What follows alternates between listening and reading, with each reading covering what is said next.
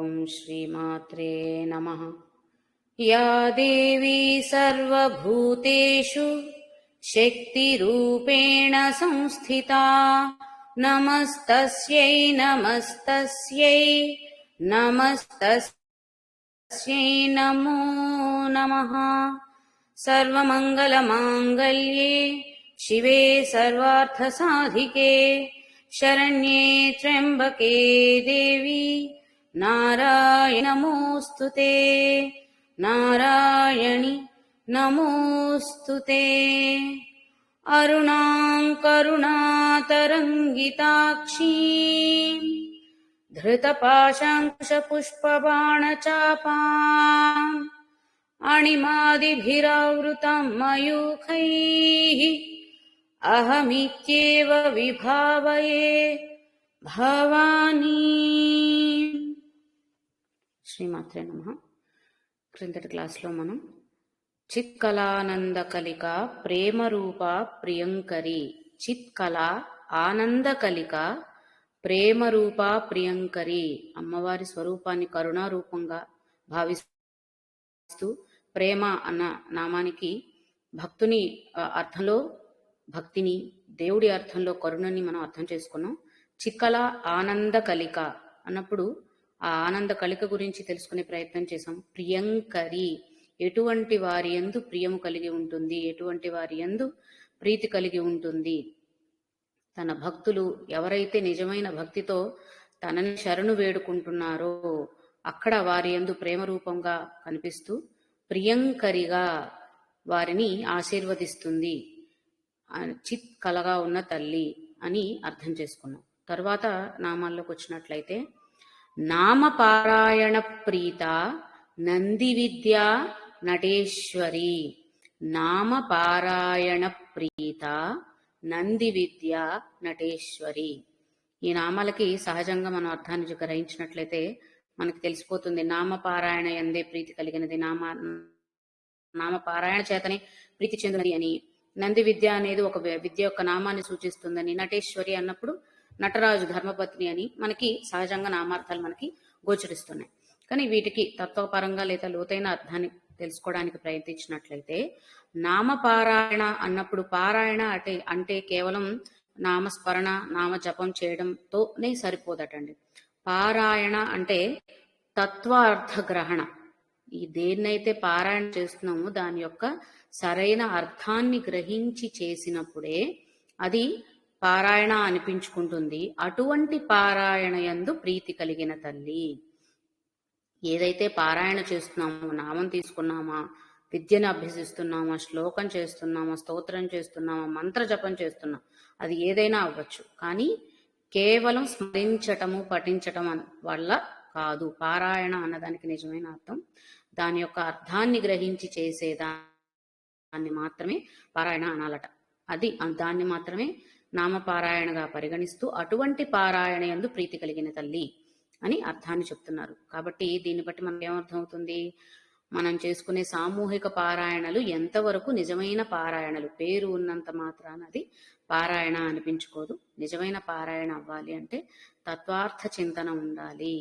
ఆ అర్థాన్ని గ్రహించుకోనంత వరకు ఎంత చదివినా కానీ ఉపయోగం లేదు. అలా అని చదవద్దా అంటే కొంచెం కొంచెంగా అర్థాన్ని గ్రహించే ప్రయత్నం చేస్తూ పారాయణ చేసుకుంటూ ఉన్నప్పుడు సహస్రనామాలు లేదా అష్టోత్తర నామాలు పారాయణ చేస్తుంటే కనీసం అన్ని నామాలకి అర్థం తెలిసినప్పుడు అన్ని నామాలు ఒకేసారి మనల్ని జ్ఞానం వైపుకు నడిపించకపోయినా కనీసం కొద్ది నామాల దగ్గర అయినా సరే ఒక స్ఫురణ అనేది వస్తుంది. కాబట్టి మొత్తం అంతా చదువుకుంటూ ఉన్నప్పుడు అర్థం తెలుసుకోవడం అనే విషయం ఎంతవరకు ఎంత ప్రాముఖ్యం అనేది మనం ఇక్కడ గ్రహించవచ్చు అన్నమాట. అది నామపారాయణ ప్రీత. ఇంకొక విధంగా కూడా ఎలా చెప్తున్నారు అంటే నామపారాయణ అన్నప్పుడు మాతృకావర్ణ రూపిణి అని ఆ తల్లిని అన్ని అక్షరాలు అక్షర శక్తులు ఆ తల్లి నుంచి ఉద్భవించాయని తెలుసుకున్నప్పుడు శాస్త్రీయంగా ఉన్నటువంటి ఒక పద్ధతి ఏంటి అంటే మనకి స్వరాలు వ్యంజనములు అచ్చులు హల్లులు అక్షరాలు చెప్పుకున్నాం కదా. ఆ నుండి క్ష వరకు అక్షరాలు మొత్తం 50 అని చెప్పుకున్నాం కదా. కాబట్టి ఏ మంత్రం చేసినా, ఏ స్తోత్రం చదివినా, ఏ నామం తీసుకున్నా ఈ 50 అక్షరాల నుండే ఏర్పడతాయి కాబట్టి ఈ 50 అక్షరాలలోని అమరిక వల్ల ఏవైనా కొన్ని అక్షరాలు తీసుకుని వాటిని అమర్చడం వల్లే ఏర్పడతాయి కాబట్టి ఆ విధంగా మాతృకావర్ణ స్వరూపాన్ని కూడా తెలుపుతున్నారు. ఆ నామాలన్నీ అంటే నామపారాయణ అంటే ఏ నామాలు అంటే ఆ అక్షర శక్తులు నామాలుగా లేదా మంత్రాలుగా ఏర్పడడం వల్ల వచ్చినటువంటి నామాలు, వాటిని పారాయణ చేయడం ద్వారా ప్రీతి చెందుతుంది అని ఒక అర్థం తీసుకోవచ్చు. అవి ఎన్ని నామాలు అంటే వాటికంటూ నిమిత్తం ఉండదు కదండి. మనకి సహస్రనామాలను కొన్ని ఇచ్చారు, కానీ అంతకే పరిమితం కాదు కదా. ఆ తల్లి నామాలు కోకొల్లలు. అలా ఋషులు మునులు కొన్ని విద్యలను కూడా తయారు చేసి ఇవ్వడం జరిగిందటండి. అక్షరాలతో కూర్చిన విద్యని. అందులో కొన్ని క్రమ పద్ధతులలో అచ్చులు, హల్లులు, స్వరాలు, వ్యంజనాక్షరాలు ఏవైతే చెప్పుకుంటున్నామో ఒక ఆర్డర్లో, ఒక ఫార్మాట్లో, ఒక క్రమ పద్ధతిలో వాటిని కూర్చుకుంటూ తయారు చేసినట్లయితే దగ్గర 25,000 నామాలు ఏర్పడతాయటండి. సుమారుగా, అంటే ఎగ్జాక్ట్గా చెప్తున్నానని కాదు, సుమారుగా 25,000 వరకు నామాలని తయారు చేయవచ్చట. ఒక క్రమ పద్ధతి, వాళ్ళు ఇచ్చిన నియమానుసారంగా అచ్చులని హల్లులని కలుపుకుంటూ, అంటే ఆ క కలిపి ఆ ఖ కలిపి అలా వాటికి కొన్ని బియ్యాలను చేర్చుకుంటూ మంత్ర రూపాలు తీసుకొస్తే అలా అమ్మవారి అక్షర రూపాలని కలుపుకొని నామాలను తయారు చేసుకున్నట్లయితే దగ్గర 25,000 నామాల వరకు తయారు చేయొచ్చని శాస్త్రపరంగా ఒక లెక్క ఉన్నదట. ఆ విధంగా అంటే ఇవన్నిటికీ కూడా మూలం ఎక్కడి నుంచి వచ్చింది అంటే అక్షరాలే. ప్రతిదానికి ఆధారంగా ఉన్నది ఆ అక్షరాలనే. కాకపోతే వాటిని ఒక పద్ధతిలో అమర్చుకోవడం వల్ల ఏర్పడుతున్న నామాలు. ఇది ఒక విధానం చెప్తారట. ఇంకొకటి, అమ్మవారి నామాలు మామూలుగా సహస్రనామాలు ఏవైతే మనం చెప్పుకుంటున్నామో ఆ సహస్రనామాలని చదువుతూ సహస్రనామాలకే ఈ అక్షరాలని జోడించి ఒక్కొక్క అక్షరాన్ని ఒక్కొక్క నామానికి పెట్టి చదివే విధానం కూడా ఒకటి ఉందంట శాస్త్రంలో. ఆ పద్ధతి ఇలా అంటే అక్షరాలే ఆధారాలుగా ఉండి ఈ మన సాధన అంతా జరుగుతుంది అనమాట. అందుకనే అక్షర శక్తులు అని అన్నిసార్లు అంటున్న దానికి కారణం అక్షరాల్లోనే అంత శక్తి ఉంది. ఈ అక్షరాలని వాటికి చేర్చటం వలన, వాటితో కలపటం వల్లనే అవి ఎంతో శక్తివంతమైన నామాలుగా, మంత్రాలుగా మారుతున్నాయన్నమాట. అలా ఆ విధంగా ఇన్ని విధాలుగా కూడా తల్లి నామాన్ని పారాయణ చేయవచ్చు. అటువంటి పారాయణకు ప్రీతి చెందుతుంది అనేది శాస్త్రపరంగా చెప్పుకుంటే ఒక అర్థం. తత్వపరంగా ఎలా చెప్పచ్చు అంటే పారాయణ అంటే పర ఆయన, అంటే ఇది తప్ప ఇంకొక దిక్కు లేదు, నువ్వు తప్ప మరి ఇంకా శరణార్థి చేయడానికి ఇంకొకరు లేరమ్మా, నీవే తల్లి, నీవే దిక్కు అని పూర్తిగా సర్వస్వ శరణాగతి అని అంటారు కదా. అలా ఆ సర్వస్వ శరణాగతి వేడడం కూడా పారాయణ అని అంటారు. అలా అంటే తల్లి నామాన్ని తీసుకుని ఈ నామమే నన్ను తరింపచేస్తుంది, ఈ నామమే నన్ను ఉద్ధరింపజేస్తుంది, ఈ నామమే నన్ను ఈ భవబంధాల నుండి విముక్తి పొందిస్తుంది, ఇటువంటి దృఢ సంకల్పంతో ఎవరైతే ఆ తల్లిని స్తుతిస్తారో అటువంటి వారి యందు, తల్లే దిక్కు అని నమ్మిన వారి యందు ప్రీతి కలిగిన తల్లి అని ఇంకొక అర్థాన్ని కూడా నామపారాయణ ప్రీతాలో మనం గ్రహించవచ్చు. ఇవి ఈ నామానికి సంబంధించినవి. తర్వాత నంది విద్య నటేశ్వరి. నంది అన్నప్పుడు మనకి పరమశివుడి ముందు ఉండే నంది కూడా ఆనంద చిహ్నం అటండి. నంది అంటే నందిత, మోదిత ఇవన్నీ అమ్మవారి నామాల్లో కూడా ముందు వచ్చినాయి కదా. నంది అనేది ఆనంద చిహ్నం కాబట్టి నంది విద్య అంటే ఆనందాన్ని ఇచ్చేటువంటి విద్య. ఆనందము అంటే ఈ భవభోగాలను అనుభవిస్తూ పొందే ఆనందం కాదండి. సచ్చిదానందం అని ముందు నుంచి చెప్పుకుంటున్నాం కదా. చిత్కలానంద కలిక అన్నప్పుడు కూడా చిదానందం, సచ్చిదానందం అన్నాం. అటువంటి సచ్చిదానందాన్ని కలిగించే విద్య అంటే ఇప్పుడు మనకి నామపారాయణలో అక్షరాశక్తులు అని ఇవన్నీ చెప్పుకున్నా, ఇవి ఇంకా కూడా సరస్వతి విద్య అని చెప్పుకుంటున్నా, దక్షిణామూర్తి విద్య అని చెప్పుకుంటున్నా, శ్రీ విద్య, బ్రహ్మ విద్య అని చెప్పుకుంటున్న దానికే కొనసాగింపుగా ఈ నామాలు కూడా అన్నమాట. కాబట్టి ఇక్కడ నంది విద్య అంటే శ్రీ విద్య గురించి చెప్పారని తీసుకోవచ్చట. అలాంటి అంటే మనం శ్రీ విద్య గురించి ముందు క్లాస్ లో కూడా చెప్పుకున్నాం. కేవలం ఇహంలోనే కాకుండా పరంలో కావలసిన దాన్ని కూడా ఇస్తుంది పరిపూర్ణంగా అనేది శ్రీ విద్య అని, అదొక్కటే అన్ని ఇవ్వగలదు అని చెప్పుకున్నాం కదా. అలా అన్నిటికంటే ఉత్కృష్టమైన స్థితి ఆ పరమాత్మను తెలుసుకోగలిగినటువంటి స్థితి, ఆనందమయ స్థితి ఏదైతే ఉందో దాన్ని పొందగలిగిన విద్య కాబట్టి, ఈ విద్య ద్వారా దాన్ని పొందవచ్చు కాబట్టి దీన్ని నంది విద్య ఆనందాన్ని ఇస్తుంది. అటువంటి సచ్చిదానందం ఎప్పటికీ చెరిగిపోని ఆనందాన్ని కలిగిస్తుంది కాబట్టి నంది విద్య అని, అంటే శ్రీ విద్యా రూపంలో ఉన్న తల్లిని, ఆ శ్రీ విద్యను అభ్యసించటం ద్వారా పొందే ఆనందమయ స్థితిని తెలుపుతూ ఇక్కడ నంది విద్య అంటే దానికి అర్థం చెప్తున్నారనమాట. తర్వాత నటేశ్వరి. నటేశ్వరి అంటే సహజంగా మనకి ఇప్పుడు మొట్టమొదట ఏం అర్థం చేసుకోవచ్చు అంటే, మనం ముందు చెప్పుకున్నప్పుడు శివశక్తులకు అభేదం లేదు, రెండు ఒకటే, కేవలం స్త్రీలింగ పుల్లింగ భేదాలతోనే. అందుకని శివ అని అన్ని ఆయన పేర్లకు తగ్గట్టుగా ఆవిడ పేర్లు వస్తూనే ఉంటాయని, భవుడు భవాని, భైరవి అన్నప్పుడు భైరవుడు భైరవి అని, ఇలా ఆయనకు తగ్గట్టుగా ఆవిడ రూపాంతరం చెందుతూ ఆయనకు అనుగుణంగా మారుతూ ఉంటుంది. కాబట్టి అవే నామాలని మనం చెప్పుకుంటున్నాం. దాన్ని బట్టి వాడిద్దరి మధ్య వేరే భేదం అనేది లేదు అని అర్థం చేసుకున్నాం. అదే విధంగా నటరాజ స్వరూపానికి అభిన్నురాలిగా నటేశ్వరి అని చెప్తారట. నటరాజు పుల్లింగ శబ్దం అయితే నటేశ్వరి స్త్రీలింగ శబ్దం. ఎందుకు అని అంటే, మనం ఆ తల్లిని, శక్తిని గురించి అర్థం చేసుకునేటప్పుడు ఏం చెప్పుకున్నాం? సృష్టి కార్యంలో భాగంగా ఆయన నుండి ఉద్భవించిన శక్తి, లేదా ఆ శక్తి సహాయంతోనే సృష్టి ఏర్పడడం జరిగింది. ఇవే మనం అర్థం చేసుకుంటూ వచ్చాం. కాబట్టి ఇక్కడ నటేశ్వరి అన్నప్పుడు ఏం చెప్తున్నారంటే, నటరాజు ఆయన అయితే ఆయన నాట్యం ఈ తల్లట. అంటే ఆయన నుంచి వస్తున్న భావన, ఎక్స్ప్రెషన్ అంటాం కదా, ఆయన నుంచి ప్రకటీకృతం అవుతున్నది ఏంటి అంటే ఆవిడే. ఆయన నాట్యం చేయబట్టే ఆయన నటరాజు అయితే, ఆయన చేసిన నాట్యం నుండి ప్రకటీకృతం అవుతున్న విషయం ఏమిటి అంటే ఆ తల్లి. కాబట్టి ఆవిడ నటేశ్వరి.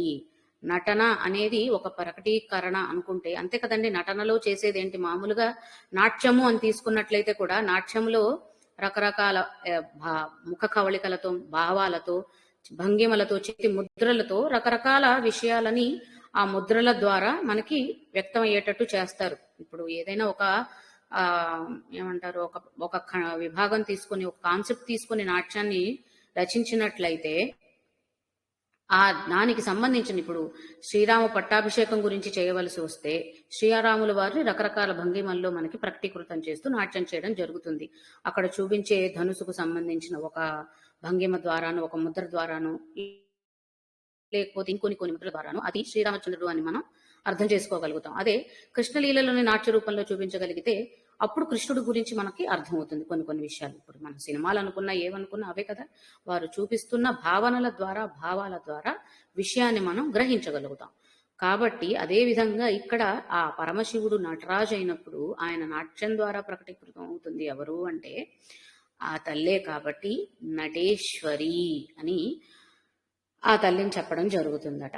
ఇంకొకటి, ఈ నంది విద్య నటేశ్వరికి అన్వయించుకుంటూ ఇంకొకటి ఏం చెప్తున్నారు అంటే, మనం ఇదివరకు కూడా చెప్పుకున్నాం, శివుని ఢమరుకం నుండి శబ్దాలు, ధ్వనులు ముందు వచ్చాయి, ఆ ధ్వనుల నుండి అక్షర శక్తులు వచ్చాయి అని.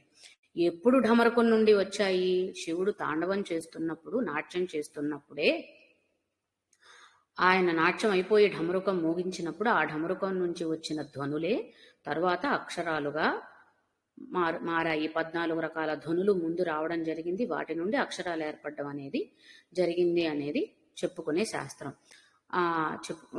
విషయం అయినప్పుడు ఇక్కడ ఏం చెప్తున్నారు అంటే, నంది, మనం ఇందాక అనుకున్నట్టు శివుని దగ్గర ఉన్న నందీశ్వరుడే ఆ ధ్వనుల నుండి, శక్తుల నుండి అమ్మవారిని ఆరాధించే విద్యని తయారు చేయడం జరిగిందట. అందువల్లే దీనిని నంది విద్య అంటే. మొట్టమొదట మనం ముందు క్లాసులో శ్రీ విద్య గురించి చెప్పుకున్నప్పుడు మొట్టమొదటగా శివుని చేత ఆరాధింపబడిందని శివారాధ్య అన్న నామాల్లో కూడా అర్థం చేసుకున్నాం కదా. అంటే ఆయన ఢమరుకం నుండి ఉద్భవించినటువంటి ధ్వనుల ద్వారా ఏర్పడిన అక్షరాలనే కూర్చి తయారు చేసినది నందీశ్వరుడట. ఇది దీనికి సంబంధించిన విషయం నాట్య శాస్త్రానికి సంబంధించిన రచనల్లో, భరతుడు రచించిన రచనల్లో దీనికి సంబంధించిన విషయాలన్నీ అందులో పొందుపరచబడి ఉంటాయటండి. అక్కడ ఇవన్నీ చెప్పడం జరిగిందట. అలా నందీశ్వరుని చేత ప్రకటీకృతమైనటువంటి లేదా లోకానికి తెలియబడ్డ విద్య కాబట్టి నంది విద్య అని. అది ఎలా ఏర్పడింది అంటే, ఇందాక అనుకున్నట్టు ధ్వనుల నుంచి వచ్చిన అక్షరాలు, అక్షరాల నుండి నామాలు, అలా ఏర్పడినది కాబట్టి నామపారాయణ ప్రీతాలో ఆ విషయాన్ని అర్థం చేసుకోవచ్చట. నటేశ్వరి అంటే నాట్యం నుండే, నాట్యం తరువాత ఆ క్రమంలోనే ఏర్పడిన విద్య కాబట్టి నటేశ్వరి అన్న నామంలో కూడా చెప్పడం జరుగుతుందట. ఇంకా నటేశ్వరి అన్న నామానికి అర్థాన్ని ఇంకాస్త దృఢపరిచే విధంగా చెప్తున్న ఇంకో కొన్ని విషయాలు ఏమిటి అంటే, నటరాజు స్వామి గురించి వచ్చినప్పుడు నటరాజుకి చిదంబరంలో నటరాజస్వామి మనందరికీ తెలుసు కదండి. నటరాజస్వామికి దక్షిణామూర్తి రూపానికి వ్యత్యాసం పెద్దగా లేదటండి. స్థిర చైతన్య స్వరూపంగా దక్షిణామూర్తిని, చర చైతన్య స్వరూపంగా నటరాజస్వామిని చెప్పడం జరుగుతుందట. మనం ఎలా అయితే దక్షిణామూర్తి స్వరూపాన్ని అర్థం చేసుకున్నప్పుడు ఒక చెవుకి మకర కుండలము, మరొక దానికి మామూలుగా ఉంటాయని నేను అర్థం చేసుకున్నాం కదండి. ఒక్క నిమిషం. రెండిటికి వ్యత్యాసం అంటే అమ్మవారు అయ్యవారు కలుసున్న స్వరూపంగానే దక్షిణామూర్తిని చూడాలి అని అర్థం చేసుకున్నాం కదా. అదే విధంగా నటరాజస్వామికి కూడా కుండలములు అలానే వ్యత్యాసంగా ఉంటాయటండి. ఒకదానికి ఇది మకర కుండలం ఉంటుందంట, ఇంకొక దానికి మామూలు కుండలం, స్థిర రూపాన్ని సూచించే విధంగా ఉండేటువంటి కుండలం మరొక దానికి ఉంటుందట. కాబట్టి అందుకని దక్షిణామూర్తిని నటరాజస్వామిని చిదంబర దక్షిణామూర్తి అని అనడం కూడా జరుగుతుందట. అందుకని దక్షిణామూర్తి రూపానికి నటరాజ స్వరూపానికి భేదం లేదు. ఒకటి స్థిరంగా ఉన్నది, ఒకటి స్థిరంగా ఉన్న చైతన్యం, ఒకటి చరంగా ఉన్నటువంటి చైతన్యం. ఎందుకంటే నటరాజస్వామి నాట్య భంగిమల్లోనే మనకు కనిపిస్తారు కాబట్టి అది చలనాన్ని సూచిస్తుంది కాబట్టి చర చైతన్యం. దక్షిణామూర్తి అని అన్నప్పుడు దక్షిణామూర్తిని ఎప్పుడు ఆయన్ని చూసినప్పటికీ స్థిరంగా స్థిరాసనంలో కూర్చొని ఉంటారు కాబట్టి ప్రశాంతతతో అది ఏమంటారు స్థిర చైతన్యంగా చెప్పుకోవడం జరుగుతుందట.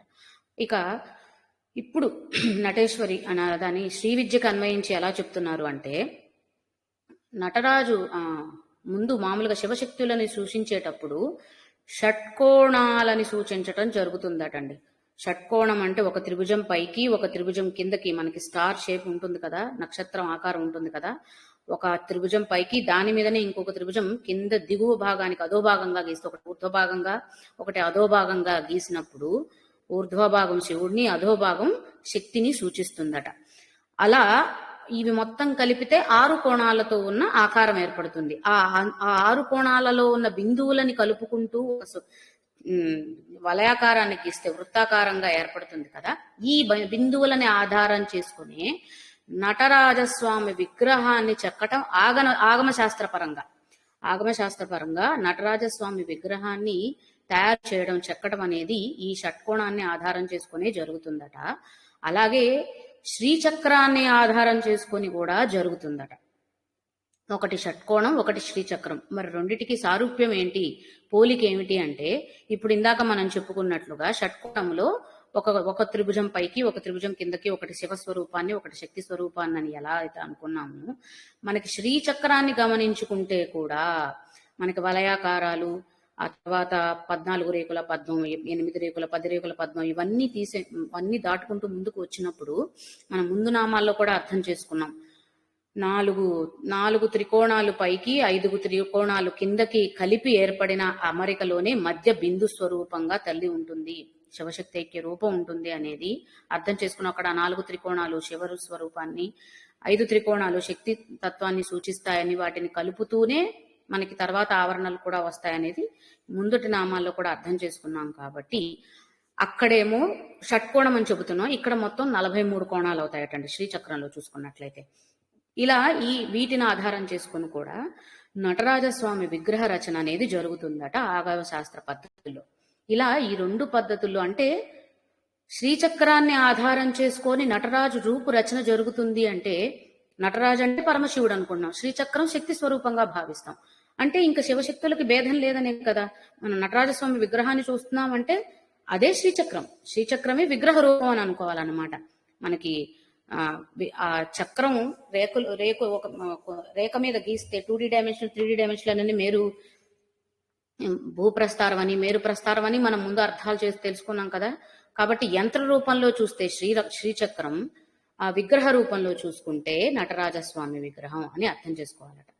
ఇంకా ఈ రెండిటికి వ్యత్యాసం ఎలా అవుతుందంటే, షట్కోణం నుంచి ఏర్పడిందా, శ్రీచక్రం నుండి ఏర్పడిందా అన్నదానికి వ్యత్యాసం ఎలా అర్థమవుతుందంటే, నటరాజస్వామి విగ్రహాన్ని చూసినట్లయితే స్వామి నాట్యభంగిమలో ఉన్నప్పుడు అభయముద్రలు ఇవన్నీ కనిపిస్తాయి కదండి. ఆ అభయముద్రలు చుట్టూ మనం ఇందాక చెప్పుకున్నాం కదా, వలయాకారానికి ఆనుకొని అభయముద్ర ఉన్నట్టుగా, చేతి భంగిమ ఉన్నట్టుగా కనిపిస్తే అది షట్కోణాన్ని ఆధారం చేసుకొని రచన చేసినట్లట. అలా కాకుండా అది లోపలికి ఉంటే, అంటే ఆ చుట్టూ ఉన్న వలయాన్ని తాకకుండా లోపలికి గనక ఉంటే అది శ్రీచక్రాన్ని ఆధారం చేసుకొని రచించినట్లట. ఇది నటరాజస్వామి విగ్రహానికి సంబంధించింది. కాబట్టి దీని నుంచి ఏమర్థమవుతుంది, శ్రీచక్ర ఉపాసన అనేది శ్రీ విద్య ద్వారానే చేస్తారు. ఆ శ్రీచక్రం నుండి మనకి నటరాజస్వామి విగ్రహం ఏర్పడింది కాబట్టి శ్రీ విద్య అయినా, శ్రీచక్రమైనా, అమ్మవారైనా, అయ్యైనా, ఎవరైనా అంతా ఒకటే అనేది ముందు ఇక్కడ మనం అర్థం చేసుకోవాల్సిన విషయం. కాబట్టి హిందువులు విగ్రహారాధకులు విగ్రహాన్ని ఏంటి ప్రాణం లేని మట్టి బొమ్మని పూజిస్తారు, ఆరాధిస్తారు అని అన్నప్పుడు శాస్త్రపరంగా మనం చేస్తున్నటువంటి విగ్రహారాధన వెనక ఉన్నటువంటి ఆ శాస్త్రీయతని, వైదిక పరంగా ఉన్నటువంటి విషయాలను కావచ్చు, శాస్త్రీయతను కావచ్చు అర్థం చేసుకున్నట్లయితే, తెలుసుకున్నట్లయితే ఇంకెవరు ప్రశ్నించలేరు. ప్రశ్నించిన వారికి మన దగ్గర సమాధానం ఉంటుంది. కాబట్టి విగ్రహం ఆరాధిస్తున్నాము అంటే ఏదో ఒక బొమ్మ తయారు చేసుకొని పిల్లవాడు బొమ్మ ఆడుకున్నట్టుగా ఆడుకోవట్లేదండి. దాని వెనక కూడా శాస్త్రపరమైనటువంటి ఆ ఏర్పాటు అమరిక ఉన్నాయి. ఇప్పుడు మామూలుగా ఒక బొమ్మ గీయాలంటే, ఒక చక్కటి ఆకృతిని గీయాలన్నా కూడా కొన్ని చుక్కలు పెట్టుకొని, సరే ఇదంతా ఎందుకు, మన ఆడవాళ్ళు నిత్యకృత్యంలో చేసేది ఏమిటి, ముగ్గులు వేయడం. ప్రతిరోజు ఉదయాన్నే ముగ్గు వేయాలి కదా వాకిట్లో. ఇది మనకి ఉన్నది ఒక పద్ధతి కాబట్టి దానికి కూడా చుక్కలు పెట్టుకొని, అంటే వాటిని ఆధారంగా చేసుకొని ఒక అందమైన చక్కటి ఆకృతిని తయారు చేస్తున్నాం. అది ముగ్గుకు ఉన్నటువంటి వెనక శాస్త్రీయత అని అనుకుంటే, స్వామి విగ్రహానికి వెనక శాస్త్రీయత శ్రీచక్రం లేదా ఈ షట్కోణాములు అన్నమాట. ఈ షట్కోణాన్ని కొన్ని చోట్ల కాదండి, కుమారస్వామి మనకి శ్రీచక్రం ఎలాగో కుమారస్వామికి సంబంధించిన యంత్రంలో షట్కోణాన్ని సూచించడం జరుగుతుంది అనమాట. ఇప్పటి వరకు చెప్పుకున్న విషయాలని ఒక్కసారి ఫోటోల రూపంలో అర్థం చేసుకునే ప్రయత్నం చేద్దాం. మనం ముందు చెప్పుకున్నది ఏంటి,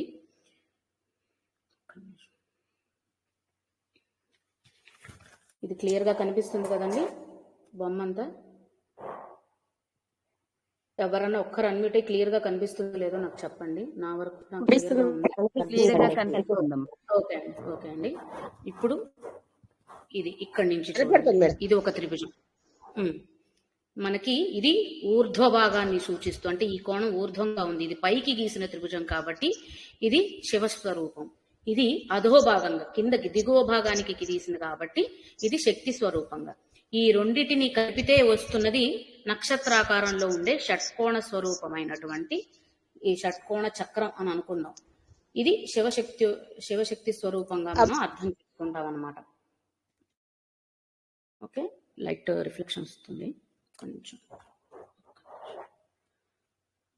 ఓకే, ఇది ఇంతో ఇలా ఉంటే బాగానే ఉంది కదా. కాబట్టి ఇది ఇలా ఏర్పడినది షట్కోణం అని అనుకుంటే, ఈ షట్కోణం ఆధారం చేసుకొని ఒక నిమిషం, ఇది మనం ఇందాక చెప్పుకున్నాం కదా, ఇది షట్కోణం. ఆరు కోణాలు ఉన్నాయి కదా.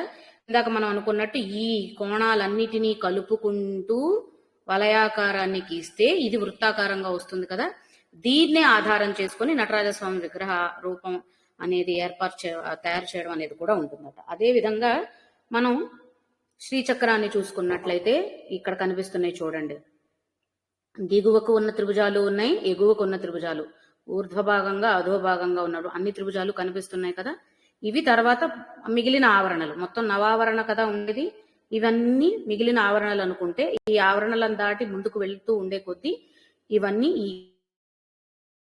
43 కోణాలు ఉంటాయట. కాబట్టి దీని ఆధారంగా, అంటే మీకు చుట్టుపక్కల ఉన్నది వదిలేయండి, లోపల ఉన్న త్రిభుజాల వరకు పరిగణించండి. ఈ కోణాలను ఆధారంగా చేసుకొని కూడా నటరాజస్వామి యొక్క విగ్రహ రచన అనేది ఉంటుందట. ఇప్పుడు అది గమనిద్దాం.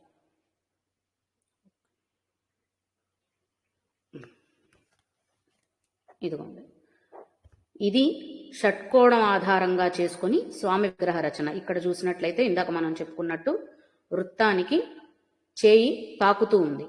ఇలా మనకి ఎక్కడైనా సరే నటరాజస్వామి విగ్రహం కనిపిస్తే ఈ చుట్టుపక్కల ఈ బయట ఉన్న వృత్తాకారానికి లేదా వలయాకారానికి చేయి తాకుతూ కనిపిస్తే అది మనకి అర్థం చేసుకోవాల్సిన విషయం ఈ షట్కోణ చక్రాన్ని ఆధారంగా చేసుకుని గీసినది అని.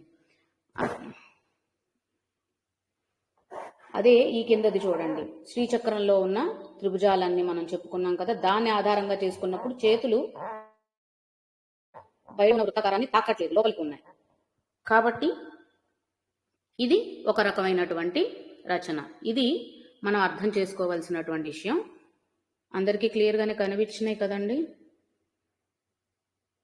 ఇదేమో షట్కోణాన్ని ఆధారంగా తీసుకొని, ఇదేమో నేను కావాలంటే తర్వాత ఫొటోస్ గ్రూప్లో పంపిస్తాను. ఇదొకటి. ఇవి షట్కోణాలకు సంబంధించి లేదా నటరాజస్వామి విగ్రహం ఎలా ఏర్పడుతుంది అనిపించిన దానికి. తర్వాత స్వామి డంబకం వాయించినప్పుడు వచ్చినటువంటి 14 ధ్వనులు, ఇక్కడ రాసి ఉన్న పేర్లు ఏవైతే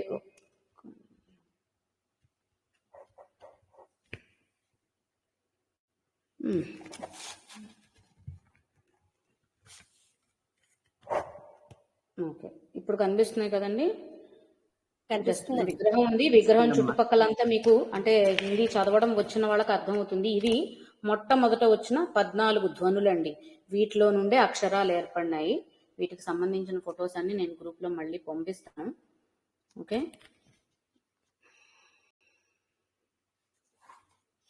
ఇది కాబట్టి అలా నటరాజ స్వరూపానికి స్త్రీ శబ్దంగా నటేశ్వరి ఏర్పడింది అనేది ఒకటి గ్రహించవచ్చు అన్నమాట. ఎందుకు అంటే నాట్యం ఎందుకండి జరుగుతుంది అక్కడ? కేవలం ఒక ఎంటర్టైన్మెంట్ పరంగా కాదండి. శివతాండవం, నాట్యం ఏదైనా సరే సృష్టి కార్యంగా జరుగుతుంది. కాబట్టి ఆయన సృష్టి చెయ్యాలి అని అనుకున్నప్పుడు ఆవిడ సహకారంతోనే, సృష్టి నడవాలి అని అనుకున్నప్పుడు ఆవిడ ఆయనతో కలిసినప్పుడే, ఇద్దరు ఒకరితో ఒకరు కలిసినప్పుడే సృష్టి నడుస్తుంది. ఎవరో ఒకరు ఆధిపత్యం తీసుకొని, ఎవరో ఒకరే అధికారం తీసుకొని జరపట్లేదు. కాబట్టి ఇద్దరిలో ఎవరు ఎక్కువ ఎవరు తక్కువ అన్నదానికి ఆ ప్రశ్నకి తావే లేదు. ఇద్దరు ఒకరితో ఒకరు సహకరించుకున్నప్పుడు, అయ్యైనా అమ్మైనా లేదా ఆ తల్లిదండ్రులు ఇద్దరు కలిసి ఒకరికొకరు సహకరించుకున్నప్పుడే మనకి సృష్టి నడుస్తుంది. కాబట్టి ఆ నటరాజు భార్య లేదా నటరాజు ఈశ్వరిగా, నటరాజుని ఈశ్వరిగా నటేశ్వరి అయిన ఆ తల్లి ఉంది అనేది ఇక్కడ అర్థం చేసుకోవచ్చు అనమాట. అలా నామపారాయణ ప్రీత నంది విద్య నటేశ్వరి అన్న నామాలను మనం గ్రహించవచ్చు. తర్వాత మిథ్యా జగదధిష్టాన ముక్తిదా ముక్తి రూపిణి, మిథ్యా జగదధిష్టాన ముక్తిదా ముక్తి రూపిణి, లాస్యప్రియా లయకరి లజ్జారంభాది వందిత. మిథ్యా జగదధిష్టాన అనేది మొత్తం కలిపి ఒకటే నామం కింద పరిగణించాలండి, తుంపకూడదు, వేరు చేయకూడదు. మిథ్య అంటే లేదు అన్న అర్థం తీసుకోకూడదటండి. మిథ్య అంటే ఇదంతా మాయ అంటాము అంటే లేదని కాదు, ఉన్నదన్న భ్రమలో ఉండడాన్ని మిథ్య అని తీసుకోవాలట. అంటే కానిది, మనం ఏదైతే నిజం అనుకుంటున్నామో అది కాని దానిని మిథ్య అనాలట తప్ప అసలు లేదన్న అర్థం తీసుకోకూడదట. కాబట్టి మిథ్యలాంటి జగత్తుని అధిష్ఠించి ఉన్న తల్లి, జగత్ అధిష్టాన, దాన్ని అధిష్టానంగా ఉన్న తల్లి అంటే జగత్. ఇదే మనకి తెలిసి ఇప్పుడు ఏమంటారు, బ్రహ్మ సత్యం జగత్ మిథ్య, ఇదే కదా మనకు తెలిసిన నానుడి, శంకర భగవత్పాదులు వారు చెప్పినది. కాబట్టి అటువంటి మిథ్య అయినటువంటి జగత్తులో అధిష్టానం చేసుకుని ఉన్న తల్లి అంటే ఉన్నది లేదు అని చెప్పడానికి లేదనేది ముందు నుంచి అర్థం చేసుకుంటూనే ఉన్నాం ఆ తల్లిని చెప్పుకునేటప్పుడు. అదే అర్థాన్ని ఇంకాస్త గట్టిగా చెబుతూ దాన్నే అధిష్టానం చేసుకుని అధిష్ఠించి ఉంది ఆ తల్లి అని చెప్తున్నారు. ఎందుకు అంటే సృష్టి చాలా ఉంది, ఎంత ఉందో మనకు తెలియదు. మనం చూస్తున్నది మాత్రమే సృష్టి అని మన భ్రమలో బ్రతకూడదు. అలానే అంత గొప్ప గొప్ప తత్వ భావాలని ఆధ్యాత్మిక భావనలో కూడా వెళ్లకుండా బాహ్య విషయాలని, మనం చూస్తున్నటువంటి ప్రాపంచిక విషయాలను చూసినా కూడా ఏ భావబంధాలు లేదా ఏ కుటుంబ బంధాలలో, ఏ ఆత్మీయ సంబంధాలలో, ఏ ఐశ్వర్యానుబంధాలలో మనం ఉన్నాము ఇరుక్కొని, అదే నిజం అనుకొని అవే శాశ్వతం అనుకున్న భ్రమలో ఉన్నాం కాబట్టి అవి మన నుంచి తొలగిపోతున్నప్పుడు, దూరం అవుతున్నప్పుడు బాధపడుతున్నాం. అవి దక్కకపోతే మనసు పరిపరి విధాలమైనటువంటి కుంచితపు ఆలోచనలు కూడా చేస్తోంది. దక్కించుకోవడానికి మనిషిని రకరకాలుగా మార్చేస్తుంది మనిషి ఆలోచన. ఎందుకు అంటే అది నిజమన్న భ్రమలో ఉండబట్టి. ఇందాక మనం అనుకున్నట్టు మిథ్య అంటే లేనిది కాదు, కాని దాన్ని ఉన్నది అనుకోవడం మిథ్య అని అన్నాం కదా. కాబట్టి ఈ జగత్తంతా మిథ్య అంటే ఈ జగత్తులో నువ్వు చూస్తున్నదేదో, నువ్వు అనుకుంటున్నదేదో అది జగత్తు కాదు. నువ్వు అనుకుంటున్నదంతా మిథ్య, అది కానిది, దానికంటే నీకు అర్థం కాని ఇంకోటి ఉంది, అది జగత్తు, అసలైన జగత్తు. ఈ మిథ్య అన్న పరిస్థితి అక్కడ వస్తుందన్నమాట. చిన్న ఉదాహరణకి ఇప్పుడు మీరు ఉన్న ప్రదేశం, నేను ఉన్న ప్రదేశం ఒకే భూభాగం మీదే ఉంది, ఒకే ప్రాంతంలోనే, ఒకే భూభాగంలోనే ఉన్నప్పటికీ ఖండాలు మాత్రమే మార్పు ఉన్నాయి. ఇప్పుడు మీరు సాయం సమయంలో ఉన్నారు, నేను పగటి వేళలో ఉన్నాను. మరి మీ సాయం సమయం కరెక్టా, నేను ఉన్న పగటి సమయం కరెక్టా? లేదా మీకు ఇప్పుడు అక్కడ ఎండాకాలం మొదలైపోయింది, మేము ఇంకా ఎండాకాలంలోకి రాలేదు, చలికాలంలోనే ఉన్నాం. మరి మీ దగ్గర ఉన్న ఎండాకాలం నిజమైనదా, నా దగ్గర ఉన్న చలికాలం నిజమైనదా? అందరం మనుషులమే, అందరం భూమి మీదే ఉన్నాం. ప్రాంతాలు వేరవ్వడం వల్ల వాతావరణ స్థితుల్లోనే మార్పులు వచ్చినప్పుడు ఏ వాతావరణ పరిస్థితిని నిజమైనదిగా పరిగణించాలి? మీరు ఉన్నప్పుడు మీ దగ్గర ఎండాకాలం కాబట్టి మీకు అది నిజం, నా దగ్గర చలికాలం కాబట్టి నాకు అది నిజం. నేను చలికాలంలో ఉండే ఎండాకాలం అని మాట్లాడకూడదు కదా. కాబట్టి ఎవరి పరిస్థితులకి వారి దగ్గర ఉన్నదే వారికి నిజం అనిపిస్తుంది, కానీ అది మాత్రమే నిజం కాదు. మీకు ఎండాకాలం మీరున్న ప్రాంతంలో ఉన్నంత మాత్రాన ప్రపంచం అంతా ఎండగానే ఉండదు కదా. అలా ఇప్పుడు అలాగే నాకు చలిగా ఉంటున్నంత మాత్రాన మీకు చలి పెట్టవలసిన అవసరం కూడా లేదు. ఆ విధంగా సృష్టిలో అలాగే ఇంకా చిన్న ఉదాహరణ తీసుకోవాలనుకుంటే, ఒక వస్తువుని ఒక వ్యక్తి చూసే దృష్టి మరొక వ్యక్తి చూసే దృష్టికి చాలా మార్పు ఉంటుంది కదా. అప్పుడప్పుడు సామెతల్లో వాడుతూ ఉంటారు, నా కళ్ళతో చూడు, లేదంటే నా స్థానంలో నిల్చొని చూడు, ఇలాంటి ఉదాహరణలు పోలికలు చెప్తూ ఉంటారు కదా. ఎవరికైనా ఏదైనా సమస్య వచ్చినప్పుడు ఒక ఆలోచన చేసినట్లయితే, మనకు అది తప్పనిపించినట్లయితే మనం ఏం చెప్తాం, నీ దృష్టిలో కాదు నా దృష్టిలో ఆలోచించి చూడు అని అంటూ ఉంటారు. అలాగే ఏదైనా ఒక వస్తువు సౌందర్యాన్ని చూడవలసి వస్తే లేదా ఒక మంచి పెయింటింగ్ ఉందనుకోండి, ఆ పెయింటింగ్ ని పెయింట్ చేసిన కళాకారులు ఎవరైతే ఉన్నారో వారి దృష్టిలో వారు ఆ పెయింట్ ని పెయింట్ చేసేటప్పుడు వారు ఏ ఊహతో చేశారో ఆ రచన మనకి తెలియదు. మనం చూసినప్పుడు దానిలో మనకి ఇంకేమైనా స్ఫురించవచ్చు. అలానే నాకు కనిపించింది ఇంకొకరికి కనిపించాల్సిన అవసరం లేదు. కలర్ బ్లైండ్నెస్ మనం వింటూనే ఉంటాం కదా. అలాగే కొంతమందికి left brain right brain work చేసే వాళ్ళకు కూడా కలర్స్ కొన్ని డిఫరెంట్ గా కనిపిస్తే కొన్ని విజువల్ ఇమేజెస్ లో అనేది ఈ మధ్య చాలా సోషల్ మీడియాలో కూడా చాలా ఫొటోస్ వస్తున్నాయి, వింటున్నాయి, చూస్తున్నాం. ఇవన్నిటికీ కారణం ఏంటి అంటే ఎవరి స్వయం దృష్టి వారికి ఉంటుంది, ఎవరి స్వీయ భావన వారికి ఉంటుంది, ఎవరి స్వీయాలోచన వారికి ఉంటుంది. కాబట్టి నాకు తప్పనిపించింది మీ అందరికీ రైట్ అవ్వచ్చు, మీకు సరైనది అనిపించింది నా దృష్టిలో తప్పవచ్చు. ఇప్పుడు ఏది నిజమైనది అంటే చెప్పడానికి ఎలా ఉంటుందండి? మీ పరిస్థితులు మీరు ఆ పరిస్థితుల్లో మీరు చేసిన ఆలోచన మీ దృష్టిలో, మీ దృష్ట్యా అంటే మీ పద్ధతిలో ఆలోచిస్తే అది సరైనది. కానీ అదే సిచ్యువేషన్ లో నేను ఉండి ఆలోచిస్తే నాకు అది తప్పనిపించింది. కేవలం వ్యక్తుల భావనల్లో వచ్చిన మార్పు తప్ప అక్కడ ఉన్న పరిస్థితి అయితే మార్పు లేదుగా. పరిస్థితి ఒకటే ఉంది. మనుషుల వ్యక్తుల ఆలోచనల్లో వచ్చిన మార్పుల వల్ల ఒక్కొక్కరికి ఒక్కొక్కలా అర్థం అవుతుంది, కనిపిస్తుంది, లేదా బోధపడుతుంది, లేదా ఒక్కొక్కరు ఒక్కొక్కలా తీసుకుంటారు. ఇప్పుడు ఒక పోటీ జరిగినప్పుడు అందులో ఒక 10 మంది అందులో పార్టిసిపేట్ చేసినట్లయితే, పాల్గొన్నట్లయితే ఒకరు లేదా ముగ్గురికి బహుమతులు ఇవ్వడం జరుగుతుంది. కానీ పాల్గొన్న 10 మంది కూడా ఆ పోటీలో ఎందుకు పాల్గొన్నారు? పోటీలో నెగ్గడానికే పాల్గొని ఉంటారు కదా. ఓడిపోవడానికైతే ఎవరు పాల్గొన్నారు కదా. కాబట్టి నెగ్గే ప్రయత్నం అందరూ చేశారు, కానీ ప్రయత్నంలో భాగంగా ఆ విజయం అనేది దక్కింది ఆ ఒక్కరికి, లేదా 3 ప్రైజెస్ తీశారనుకుంటే ముగ్గురికి అని అనుకున్నప్పుడు ఆ ముగ్గురికి అదే పరిస్థితుల్లో అదే పోటీలో ఆ ముగ్గురిలో ఉండేది విజయ గర్వం, మిగిలిన 7గురిలో ఉండేది పరాజయ భావం, అపరాధ భావం ఉంటుంది. అరే నేను నెగ్గలేకపోయాను, నేను గెలవలేకపోయాను కదా అని. కానీ పరిస్థితి ఏంటి అక్కడ? పోటీ మాత్రం అది మాత్రం ఒకటే ఉంది, సిచ్యువేషన్ ఒకటే ఉంది, భావాలు మారిని వారి వారి స్వీకరణ విధానం వల్ల. ఇప్పుడు కొంతమంది దాన్ని బాగా మనసుకు తీసుకున్నారనుకోండి, విపరీతంగా బాధపడిపోతూ ఉంటారు. కొంతమంది చాలా నెత్తికెక్కించుకున్నారనుకోండి, అత్యుత్సాహాన్ని ప్రదర్శించారనుకోండి, ఎక్కువ గర్వంగా ఉంటారు.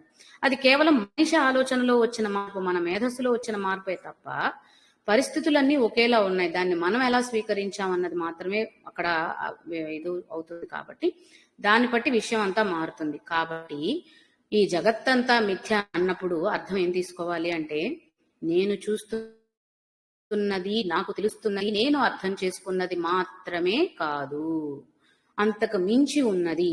ఈ అర్థాన్ని మనం గ్రహించినట్లయితే మనకి తాత్వికపరమైన అర్థం ఒక్కటే కాదండి, ప్రస్తుతం ఈ ప్రాపంచకాల్లో అందరం అండి, ఎవరు ఒకరు కాదు, అందరం ఇటువంటి అర్థాన్ని గ్రహించినట్లయితే ఎదుటివారిని తప్పించటం తగ్గించేసుకుంటాం. ఎందుకంటే నా విషయంలో నాకు అది, నా దృష్టిలో నాకు అది సరైనది అనిపించింది, వాళ్ళకది తప్పు అనిపిస్తే దాన్ని నేనేం చేయలేను కదా. వారి ఆలోచనల్లోకి మనం వెళ్ళి కూర్చోలేం కదండి మార్చడానికి. మనకు తగ్గట్టు మన ఆలోచనల్లోకి వాళ్ళు రాలేరు, వాళ్ళ ఆలోచనల్లోకి మనం వెళ్ళలేం. ఎవరి ఆలోచనకు తగ్గట్టు వారి నిర్ణయాలు, వారి పద్ధతులు, భావనలు ఉంటాయి. కాబట్టి ప్రతి ఒక్కరి ఆలోచనని గౌరవించటం అనే ఒక సద్భావన మనిషిలో అలవడుతుంది. ఈ విషయాన్ని గ్రహించినట్లయితే, జగత్ అనే మిథ్య, జగత్తంతా మిథ్య అన్న విషయాన్ని గ్రహించినట్లయితే, ఇది సహజంగా మనం ప్రాపంచికంగా అర్థం చేసుకోగలిగిన విషయం. ఇంకా ఇక్కడ శ్రీ విద్య లాంటి గొప్ప విద్యని అభ్యసించి ఆ నంది విద్య అనే ఒక ఆనందమయ స్థితిని పొందేవారికి కలిగే భావన గురించి ఇక్కడ అర్థం చేసుకున్నట్లయితే, దాని గురించి మనం ఇక్కడ అన్వయం చేసుకున్నట్లయితే, ఇక్కడ మనం ఎలా తీసుకోవాలి అంటే, మిథ్యా జగదధిష్టాన అంటే ఎవరైతే విద్యా ఉపాసన చేసి సాధకులై ఉన్నత స్థితికి వెళ్తున్నారో వారు ఈ జగత్తంతా మిథ్యే అన్న విషయాన్ని దృఢంగా గట్టిగా బలపరుచుకొని ఉంటారట, నమ్మి ఉంటారట. అటువంటి వారి అందే ఉంటుంది అధిష్టానురాలై అని ఒక అర్థాన్ని మనం ఇక్కడ గ్రహించవలసి ఉంటుంది. ఎవరైతే జగత్ మిథ్య అని గ్రహించగలుగుతారో వారి అందే, వారితోనే ఉంటుంది అని చెప్పటం ఒక అర్థం. జగత్ మిథ్య అని ఎవరు అర్థం చేసుకోగలుగుతారండి? మనలాంటి వాళ్ళు ఇప్పటికి నామార్థం తీసుకున్నప్పుడు అవును కదా, ఇది ఇంతే కదా అని అనిపించినా మరుక్షణంలో తర్వాత మన ఆలోచన మళ్ళీ సామాన్య స్థితికి వస్తుంది. కానీ సాధకులైన వారు, ఉన్నత స్థితిలో ఉన్నటువంటి గొప్ప గొప్ప వారు ఎవరైతే ఉన్నారో వారికి మాత్రం ఆ స్థితిలో మార్పు రాదు. అది ఇదంతా మిథ్య, ఉన్నది ఒక్కటే అపరతత్వం అన్న ఆలోచన నుంచి వాళ్ళు వెనుదిరగరు. అటువంటి వారితోనే ఉంటుంది. అటువంటి వారితోనే ఉండి ఏం చేస్తుంది తల్లి? ముక్తిదా అంటే వారికి ముక్తిని ప్రసాదిస్తుంది. ఎందుకు అంటే ముక్తి రూపిణి, ఆ ముక్తి స్వరూపమే ఆ తల్లి కాబట్టి దానినే వారికి ప్రసాదిస్తుంది. ఎవరు వారు అంటే జగత్ మిథ్య అన్న విషయాన్ని పూర్తిగా సంగ్రహణ చేసుకున్నవారు. దీనికి ఇంకా సహజమైన సులభమైన ఉదాహరణ ఏం చెప్తున్నారు అంటే, ఇంద్రజాలకులు, మహేంద్రజాలకులు, మనకి మెజీషియన్స్ ఉంటారు కదండి. మ్యాజిక్స్ చేసినంతసేపు ఆ మ్యాజిక్ చూడడానికి వెళ్ళిన వారందరూ భావనలు ఎలా ఉంటాయండి? కొన్ని ఒక స్థాయిలో ఇదంతా మ్యాజిక్ చేస్తున్నాళ్ళే అని అనుకున్నా, ఒక్కొక్కసారి ఇంకాస్త పెద్ద మంచి మ్యాజిక్ చేస్తున్న, పెద్ద గొప్పది చేశాడు అనుకోండి, నిజంగానే చేసేయగలిగాడా, ఎలా సాధ్యపడిపోయిందని ఆ మ్యాజిక్ లోనే పట్టుతారు అనమాట. అంటే ఇప్పుడు కొన్ని చోట్ల ఇప్పుడు బాగా అడ్వాన్స్డ్ ఏఐ జనరేషన్ వచ్చేసింది కాబట్టి లేని దాన్ని ఉన్నట్టు సృష్టించడం పెద్ద సమస్యే కాదు కదండి. కొత్త ఇమేజెస్, వీడియోస్, మనం తెలియని ప్రపంచం, చూడని ప్రపంచాన్ని కూడా సృష్టించగలుగుతున్నారు ఏఐ టెక్నాలజీ ద్వారా. కాబట్టి ఇప్పుడు అది చూస్తున్నంతసేపు ఏం భావన కలుగుతుంది? చాలా బాగుంది అని అనిపించింది, ఇది బాగా చేశారనంటే బాగానే ఉంది. అదే నిజం అనుకోని అమ్మ ఎంత మనం భ్రమపడ్డాం అనుకోండి, అదే మిథ్య అన్నమాట. చేసిన సృష్టి, ఒక మంచి వీడియో వచ్చింది అనుకుందాం, అందులో కలర్ఫుల్ గా, అట్రాక్టివ్ గా, అందరినీ ఆకర్షించే విధంగా రకరకాల బొమ్మలు, ఇంకేమైనా విషయాలు అందులో ఉంచారనుకోండి, అందులో జొప్పించి చూపించారనుకోండి ఆ వీడియోలను, కానీ ఇంకేవైనా సరే అవన్నీ నిజమన్న భ్రమలో ఉంటాం కదా. లేదా ఇప్పుడు సినిమాలు చాలా వస్తూ ఉంటాయి, కొన్ని సినిమాల్లో విషయాలు ఎంతగా మనసుకి పట్టేస్తాయి అంటే అదే నిజమని. ఇప్పుడు చాలా మంది అందులో ఉన్నటువంటి హీరోయిన్లనే ఇమిటేట్ చేస్తూ ఉండడం, వారిలాగే ప్రవర్తించాలనుకోవడం, వారిలాంటి వేషధారణే వేసుకోవాలనుకోవడం, వారిలాంటి మాట తీరు, నడత, నడవడిక కలగాలనుకోవడం, వారు అందులో పూర్తిగా మమేకమైపోయారు. అది నిజం కాదు, కేవలం నటన, ఆ పాత్రకు మాత్రమే అది పరిమితం అన్న విషయాన్ని వాళ్ళు మర్చిపోయి అదే నిజం అనుకున్న భ్రమలో ఉన్నారు. కాబట్టి ఆ భ్రమల్లోకి పోయే వారిని ఇమిటేట్ చేస్తూ బ్రతికేస్తూ ఉంటారన్నమాట. అది మన పరిస్థితి కూడా. ఈ మిథ్యగా ఉన్నటువంటి జగత్తునే చూసి అదే నిజం అన్న భ్రమలో ఉన్నాం. కాకపోతే ఇంకా చెప్పాలంటే ఆడవాళ్ళందరికీ ఇష్టమైనటువంటి సీరియల్స్, ఆ సీరియల్స్ చూసేటప్పుడు బయట ప్రపంచంతో సంబంధం లేకుండా బ్రతికేస్తూ, అందులో లేడీ విలన్స్ ఉంటే వాళ్ళు ఎలా తిట్టారో వాళ్ళని తిట్టుకుంటూ, వాళ్ళ వల్ల ఎవరన్నా బాధపడితే వారి మీద అయ్యో పాపం తనని ఇంత బాధ పెట్టేస్తున్నారే అని పూర్తిగా లీనమైపోయి, వారితో పాటు అయ్యో అయ్యో అనుకుని ఆ క్యారెక్టర్స్ ని నిజం అనుకుని భావించే వాళ్ళు చాలా మంది ఉన్నారు. అవన్నీ కూడా మిథ్యలన్నమాట. అలా అంటే అలాంటి సులభమైన ఉదాహరణలు అర్థమవుతాయని చెప్తున్నానండి. ఎవరు తప్పుగా అనుకోవద్దు ఇక్కడ ఎవరైనా సీరియల్ లవర్స్ ఉంటే గనక. అలా లేని దాన్ని, నిజం కాని దాన్ని నిజం అనుకున్న భ్రమలో ఉండడమే మిథ్య కాబట్టి మనలాంటి సాధారణమైన వ్యక్తులందరూ కూడా ఆ మాయల్లో పడిపోతారు. ఆ మాయాలోకాన్ని చూసి నిజం అనుకున్న భ్రమలో ఉండిపోతారు. కానీ దాన్ని ఆ మ్యాజిక్ షోని లేదా ఆ నాటకాన్ని నాటకంలాగే చూడాలనుకున్న ప్రేక్షకులు, ఇప్పుడు ఇలాంటి ప్రేక్షకులు ఉంటారు, అలాంటి ప్రేక్షకులు ఉంటారు కదండి. ఒక నాటకము సినిమా చూడడానికి వెళ్ళే ప్రేక్షకులు సినిమాని సినిమాలాగే ఆస్వాదించి పక్కకు వచ్చే వాళ్ళు ఉంటారు. పూర్తిగా లీనమైపోయి అలాగే బ్రతికేయాలి, అదే జీవితం, వారే ఆరాధకులు అనే విధంగా బ్రతికే వాళ్ళు ఉంటారు. కాబట్టి ఇటువంటి ప్రేక్షకులందరూ ఒక పార్టీ అనుకుంటే, ఒక డివిజన్ అనుకుంటే, ఇది కేవలం నాటకం, ఇది కేవలం నిమిత్త మాత్రం, ఇది ఈ పాత్రకే పరిమితం, లేదా ఇది నిజమైంది కాదు. ఆ మెజిషియన్ తన మ్యాజిక్స్ లో భాగంగా మాత్రమే తన ఇంద్రజాలాన్ని ప్రదర్శించి అందరినీ మోహముగ్ధుల్ని చేయడానికి కొత్త కొత్త విద్యలన్నీ చేస్తున్నాడు. ఎంత గొప్పవాడు ఆ ఇంద్రజాలకుడు అని ఎవరైతే ఇంద్రజాలాన్ని చూసి మమేకం అవ్వడం, ఇది ఆ మాయలో పడిపోకుండా ఇంద్రజాలకుడి మాయని గ్రహించగలుగుతారో వారు సాధకులట. ఎందుకంటే ఆ పరమాత్మ ఇంద్రజాలకుడు, ఆయన చేస్తున్నటువంటి ఇంద్రజాలమే ఈ జగత్ అనే మాయ. కాబట్టి ఇదంతా మాయ అని తెలుసుకున్నవాడు ఇంద్రజాలకుడు గొప్పతనాన్ని గ్రహిస్తాడట. ఆ మాయని నచ్చి మాయ వైపు మాత్రమే ఆకర్షితులైన వారు ఆ మాయాజాలం వైపు మాత్రమే ఉండిపోతారట. కాబట్టి మాయాజాలాన్ని చూసి ఆస్వాదించినప్పటికీ అంతటి మాయాజాలాన్ని చేసిన మాయగాడు ఎంత గొప్పవాడో ఆ మాయలోడిని, ఆయన్ని గ్రహించాలన్నమాట. అంటే ఆ పరమాత్మ, మాయలోడైన ఆ పరమాత్మని ఇక్కడ మనం గ్రహించాలి. ఆ పరమాత్మే పరతత్వం అయిన పరాశక్తి కూడా కాబట్టి ఆ తల్లిని గ్రహించాలి. అటువంటి వారి యందు అధిష్టానమై ఉండి వారు ఎవరైతే ఆ తల్లిని గుర్తించారో వారికి ముక్తిని ప్రసాదిస్తుంది ముక్తి స్వరూపమైనటువంటి తల్లి. ముక్తి అంటే మోక్షము, మోక్షాన్ని ప్రసాదిస్తుంది. మోక్షదాయిని అని అంటే అర్థం ఏం తీసుకోవాలండి? మోక్షదాయిని అన్నప్పుడు మోక్షాన్ని ప్రసాదిస్తుంది అంటే ఈ జీవన్మరణముల నుండి ముక్తి కలిగిస్తుంది అంటే అర్థం ఏమిటి? తిరిగి మళ్ళీ జన్మించాల్సిన అవసరం రానటువంటి స్థితికి తీసుకువెళుతుంది. ముక్తి అంటే మోక్షాన్ని ప్రసాదిస్తుంది అంటే చావును ఎత్తివేస్తుందని కాదు. తిరిగి మళ్ళీ జన్మ తీసుకోవలసిన అవసరం రాని జన్మరాహిత్య స్థితికి తీసుకువెళుతుంది. కాబట్టి ఎందుకంటే అక్కడే ఆ తల్లి ఉంది కాబట్టి ముక్తిదా ముక్తి రూపిణి. ఎందుకంటే ఎవరైతే నమ్మారో అని అన్నాం, అమ్మ కావాలి అని అమ్మ దగ్గరికి వెళ్ళి అమ్మ నన్ను నీ దగ్గరికి తీసుకో ఎత్తుకో అనే పిల్లవాడిని తల్లి తీసుకోకుండా ఉంటుందా అండి? నువ్వే కావాలని తల్లి కొంగు పట్టుకునే తిరుగుతూ ఉన్నాడు అనుకోండి, వాడు ఏడుపు చూడలేక ఎప్పటికైనా సరే తల్లి బిడ్డను ఎత్తుకోక తప్పదు.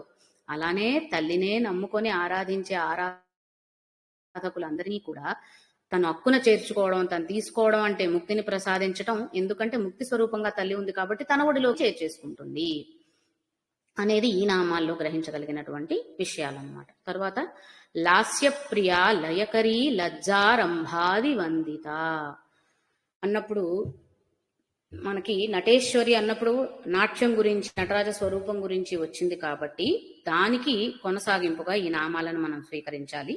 ఎందుకంటే ఆ నాట్యం ద్వారా జగత్మిథ్యని చూపిస్తుందనే మన ఈ సృష్టి అంతా మిథ్య కదా, ఆ మిథ్యనే ఆ నాట్య భంగిమల్లో మనకి ప్రదర్శింపజేస్తున్నారు. అది మనం ఆ సృష్టి కార్యాన్ని, నాట్యాన్ని ఆస్వాదించాలే తప్ప అదే నిజం అనుకున్న భ్రమలో, ఆ భ్రమలోనే బ్రతికేసి అదే కావాలి, అది లేకపోతే బ్రతకలేనన్న పరిస్థితికి వెళ్ళకూడదు అనేదే అర్థం చేసుకుంటున్నాం. కాబట్టి తరువాత లాస్యప్రియ లయకరీ లజ్జారంభాది వందిత అన్నప్పుడు లాస్యము అంటే నాట్యానికే సూచికండి. నాట్యాన్ని 2 రకాలుగా వర్ణిస్తారట, ఒకటి తాండవం, ఒకటి లాస్యం.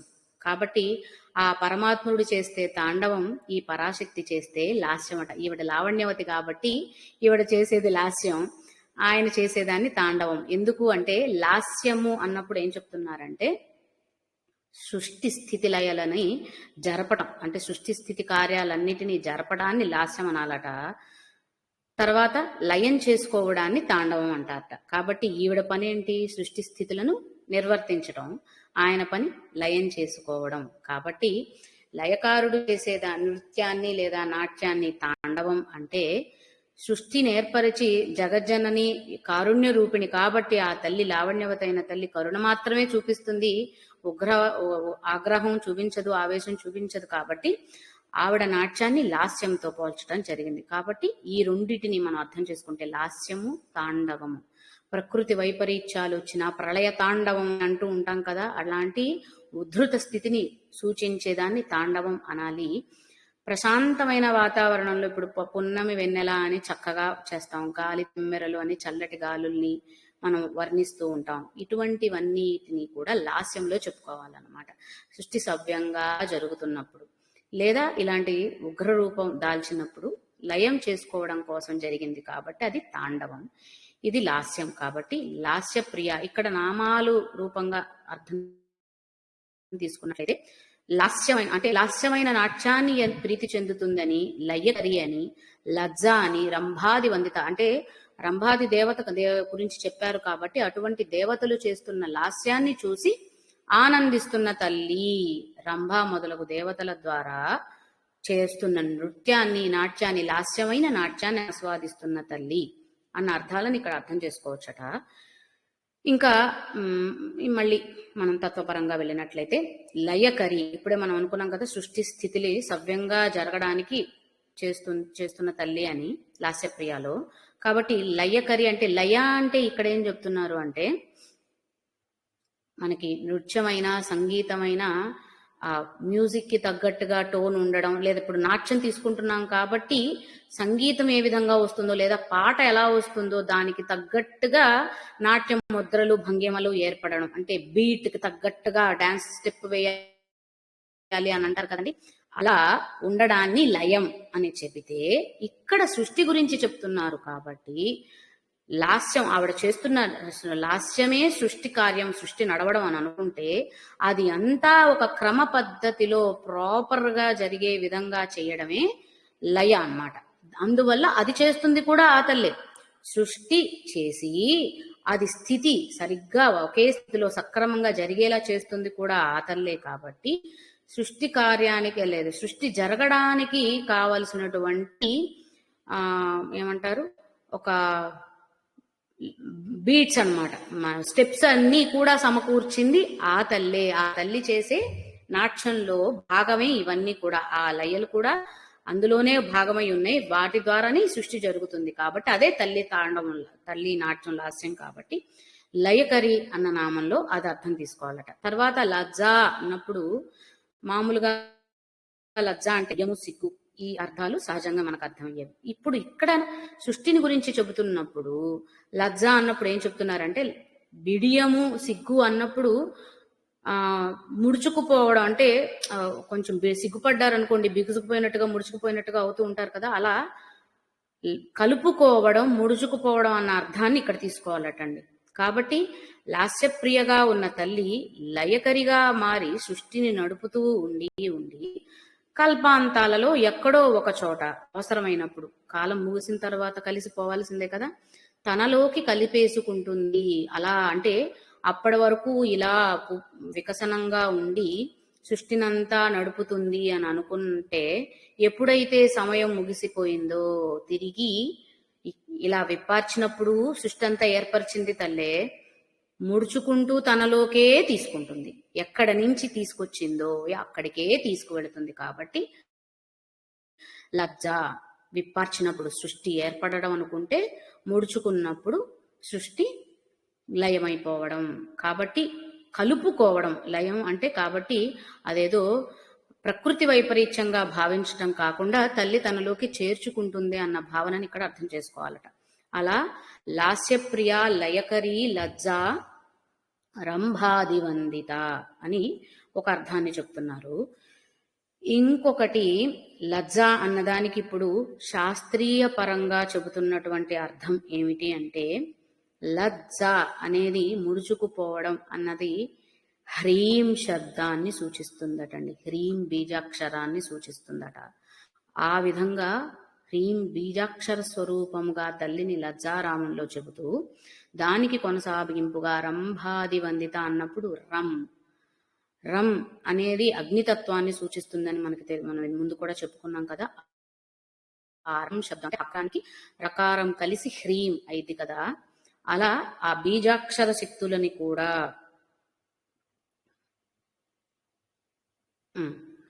హ్రీం మొదలగు బీజాక్షరముల చేత వందిత అంటే నమస్కరింపబడుతున్నది, పూజింపబడుతున్నది, ఆరాధించబడుతున్నది, ఏవి తీసుకున్నా సరే. అలా లజ్జా రంభాది వందిత అన్నప్పుడు హం రం హ్రీం మొదలగు బీజాక్షరముల చేత అంటే అక్షర శక్తులే కదా, కాబట్టి బీజాక్షరముల చేత వందనీయురాలుగా ఉన్న తల్లి అనే ఇంకొక అర్థాన్ని కూడా తీసుకోవచ్చట.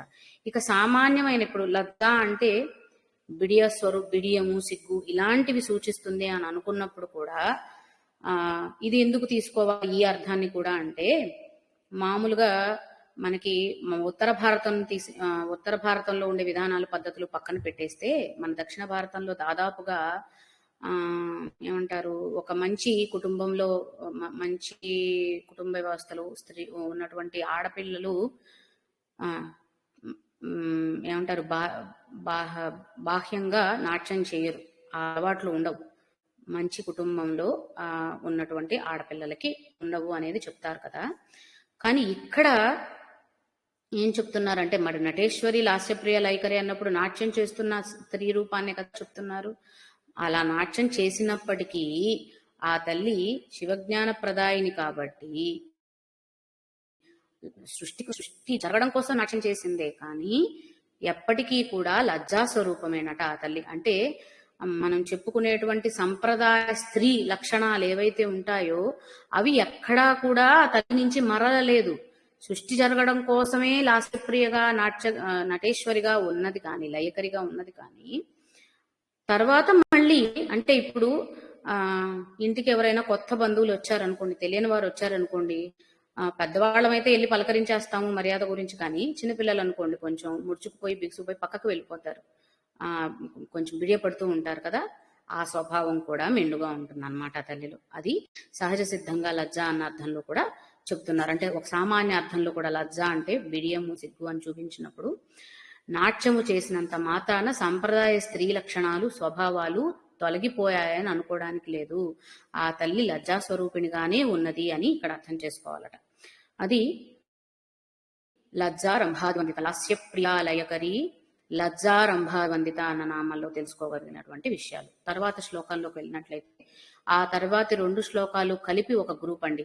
భవదావ సుధావృష్టి పాపారణ్య దవానల దౌర్భాగ్యతూలవాతూల జరాధ్వాంత రవిప్రభ భాగ్యాబ్ధిచంద్రిక భక్త చిత్తకేకి ఘనాఘన రోగపర్వతదంభోలిర్ మృత్యుదారు కుఠారిక.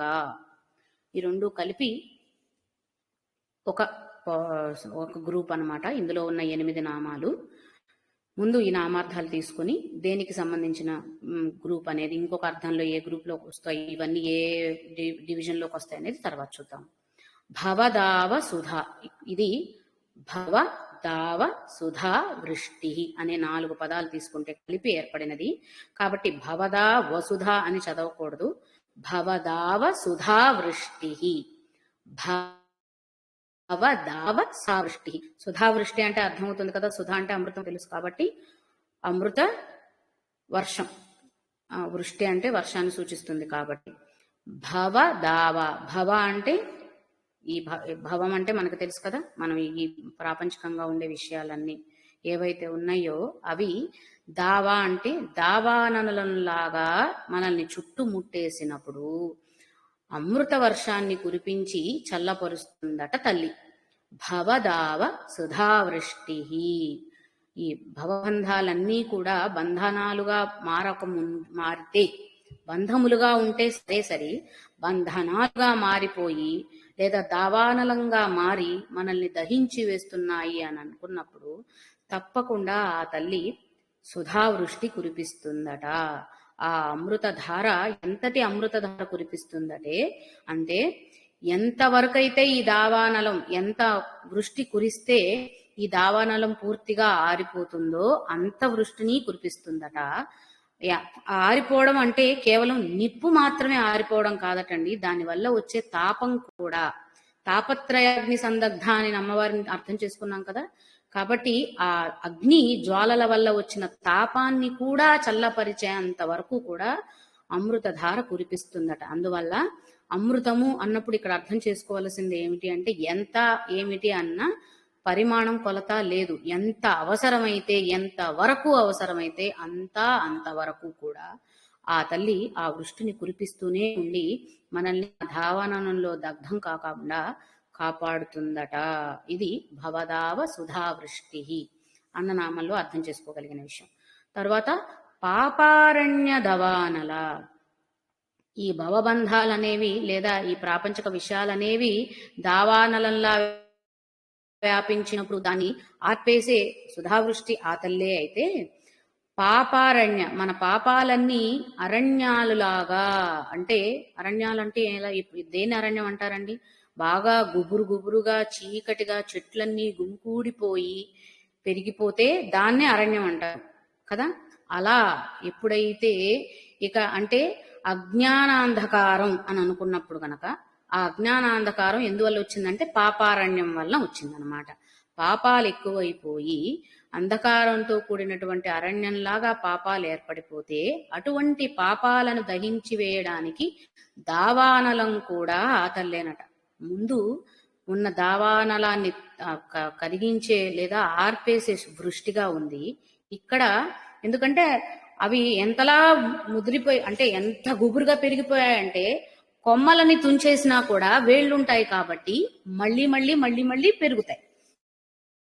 కాబట్టి పూర్తిగా ఏమంటారు, కూకటి వేళ్లతో సహా పీకేయడం అని అంటూ ఉంటాం కదా, అలా పూర్తిగా నశింప చేయాలి. కాబట్టి దావానలం మాత్రమే అది చేయగలుగుతుంది. ఎందుకంటే దావానలం ఎప్పుడు పుడుతుందో తెలియదు, ఎక్కడ ఆరుతుందో తెలియదు కదండి. రీసెంట్ గానే అందరూ న్యూస్లో చూసి ఉంటారు, అమెరికా లాస్ ఏంజలస్ లో ఇలానే ఫైర్ అంటుకొని ఎన్ని రోజుల తరబడి అలా నడుస్తూనే ఉంది. తర్వాత ఎప్పటికో ఎన్నో ప్రయత్నాల ద్వారా తర్వాత కానీ ఆరలేదు. ఎందుకంటే అంత గుబురుగా ఉండే ప్రాంతాల్లో అగ్ని చెలరేగితే దాన్ని ఆర్పడం కష్టం. అది ఎటువైపు ఎక్కడెక్కడ పాకుతుందో ఎలా వెళ్ళిపోతుందో తెలియదు కాబట్టి. అలా పాపారణ్యంలో కూడా దావాన్లల్లా ఆవిడ వ్యాపించి మొత్తం అన్నిటినీ మార్చి మసి చేసేస్తుందటండి, బూడిద చేసేస్తుంది అనమాట. అక్కడితోనే ఆగుతుంది, అంతకు ముందు ఆగిపోదన్నమాట. అలా ఈ రెండిట్లో రెండు విరుద్ధ అర్థాలు.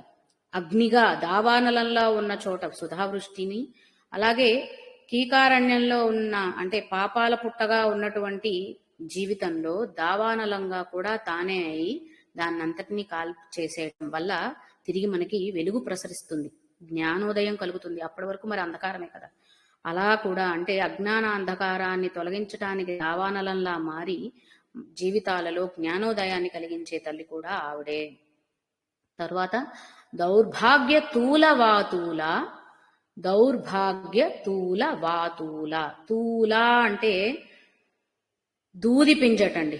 దూది పింజ లేదా బూజు, తేలిక పదార్థాలు ఏవైతే ఉంటాయి అంటే అవి బరువులో తేలికగా ఉంటాయి కానీ అవి పట్టుకుంటే వదలవు. ఇప్పుడు బూజు ఉందనుకోండి, ఒక్కసారి ఒక చోట బూజు పట్టిందంటే అంతటా పాకుతుంది. తీస్తూ ఉండే కొద్దీ మళ్ళీ మళ్ళీ అంటే పడుతుంది, కానీ తీయగలుగుతాం, కానీ మళ్ళీ పడుతూనే ఉంటుంది. తేలికగా అనిపించినా కూడా వ్యాపన శక్తి ఎక్కువగా ఉంటుంది. అటువంటి అంటే దౌర్భాగ్యాలన్నీ కూడా సౌభాగ్యము దౌర్భాగ్యము, మంచివైతే సౌభాగ్యాలు, చెడ్డవైతే దౌర్భాగ్యాలు, అంతే కదా. అలా అంటే దౌర్భాగ్యాలు అంటే మనలో ఉండే దురాలోచనలు దుర్బుద్ధులే, మనకు పట్టిన దరిద్రాలని అనుకోనే కంటే ఇవి ఇలా తీసుకున్నాం. అలాంటి వాటన్నిటినీ కూడా దూదిని రేపేసినట్టుగా రేపేస్తుందటండి. మనకి పట్టిన దౌర్భాగ్యాలన్నిటినీ కూడా దూదిని రేపేసినట్టుగా రేపేస్తుందట. అప్పుడు అందులో ఉండే మకిలంతా పోతుంది, తేలిక పడిపోతుంది. కాబట్టి దౌర్భాగ్య తూలవాతూల, తూలము అంటే దూది లాంటి పదార్థం అనుకుంటే దాన్ని తేలికపరచడం, దానిలో నుంచి ఉన్న మాలిన్యాన్ని తీసివేయడం. అలా మన దౌర్భాగ్యాలు అనే మాలిన్యాలను కూడా తొలగిస్తుంది అని అర్థం తీసుకోవచ్చు అన్నమాట. తర్వాత జరాధ్వాంత రవిప్రభ. ఇందాక పాపారణ్య దవానల అన్నాం కదా, అలానే ఇక్కడ కూడా జర అన్నప్పుడు మామూలుగా ముసలితనాన్ని సూచిస్తుందండి. ముసలితనాన్ని సూచించే రవిప్రభ ఆవిడ అవుతుంది అంటే అందరినీ యవ్వరవంతుల్ని చేస్తుంది, యవ్వనవతుల్ని చేస్తుంది అని కాదండి. ముసలితనం సూచకగా దేనికి చెప్తారండి? శరీరం సహకరించదు, మనసు బుద్ధి కూడా సహకరించవు ఆ దేవుడి సత్యమైన పరతత్వాన్ని అర్థం చేసుకుని ఆరాధనలో భాగంగా శరీరం శుష్కించిపోతే, శరీరం కుంగిపోతూ ఉంటే ఆ శరీరంతో ఈ సాధన సాధ్యపడదు. కాబట్టి అటువంటి సమస్యలని కూడా తొలగిస్తుంది. ఎందుకంటే ఇప్పుడు కాలం చూసుకున్నాం అనుకోండి, అప్పట్లో 70-80 ఏళ్ల వాళ్ళు, 90 ఏళ్ల వాళ్ళు కూడా గట్టిగా దృఢంగా ఉన్నారు. కానీ తర్వాత ఒక క్రమపద్ధతి లేనటువంటి జీవన విధానం, ఆహార పద్ధతుల ద్వారా 20లో 30లో ఉండే వాళ్ళకు కూడా చాలా మందికి, మాలాంటి వారందరికీ కూడా అనారోగ్య సమస్యలు కావచ్చు, ఇంకేవైనా వచ్చేస్తున్నాయి. అంటే మేము చిన్న వయసులో ఉన్న వాళ్ళ కన్నా కూడా, అంటే ముసలి వాళ్లతో సమానమైనటువంటి జీవన శైలిని మేము ఇప్పుడు గడపవలసి వస్తుంది, మా శరీర ఆరోగ్యాలు సహకరించకపోవడం వల్ల. కాబట్టి ఆ తల్లిని నమ్ముకుంటే ఇటువంటి, అంటే ఈ శరీర శుష్కించటం అనే పరిస్థితి వల్ల దైవారాధన సాధ్యపడదు. కాబట్టి ఆ పరతత్వ సాధనకి ఆ శరీరం సహకరించదు. కాబట్టి అటువంటి పరిస్థితి ఎప్పటికీ రాకుండా కూడా కాపాడుతుందట రవి ప్రభలాగా.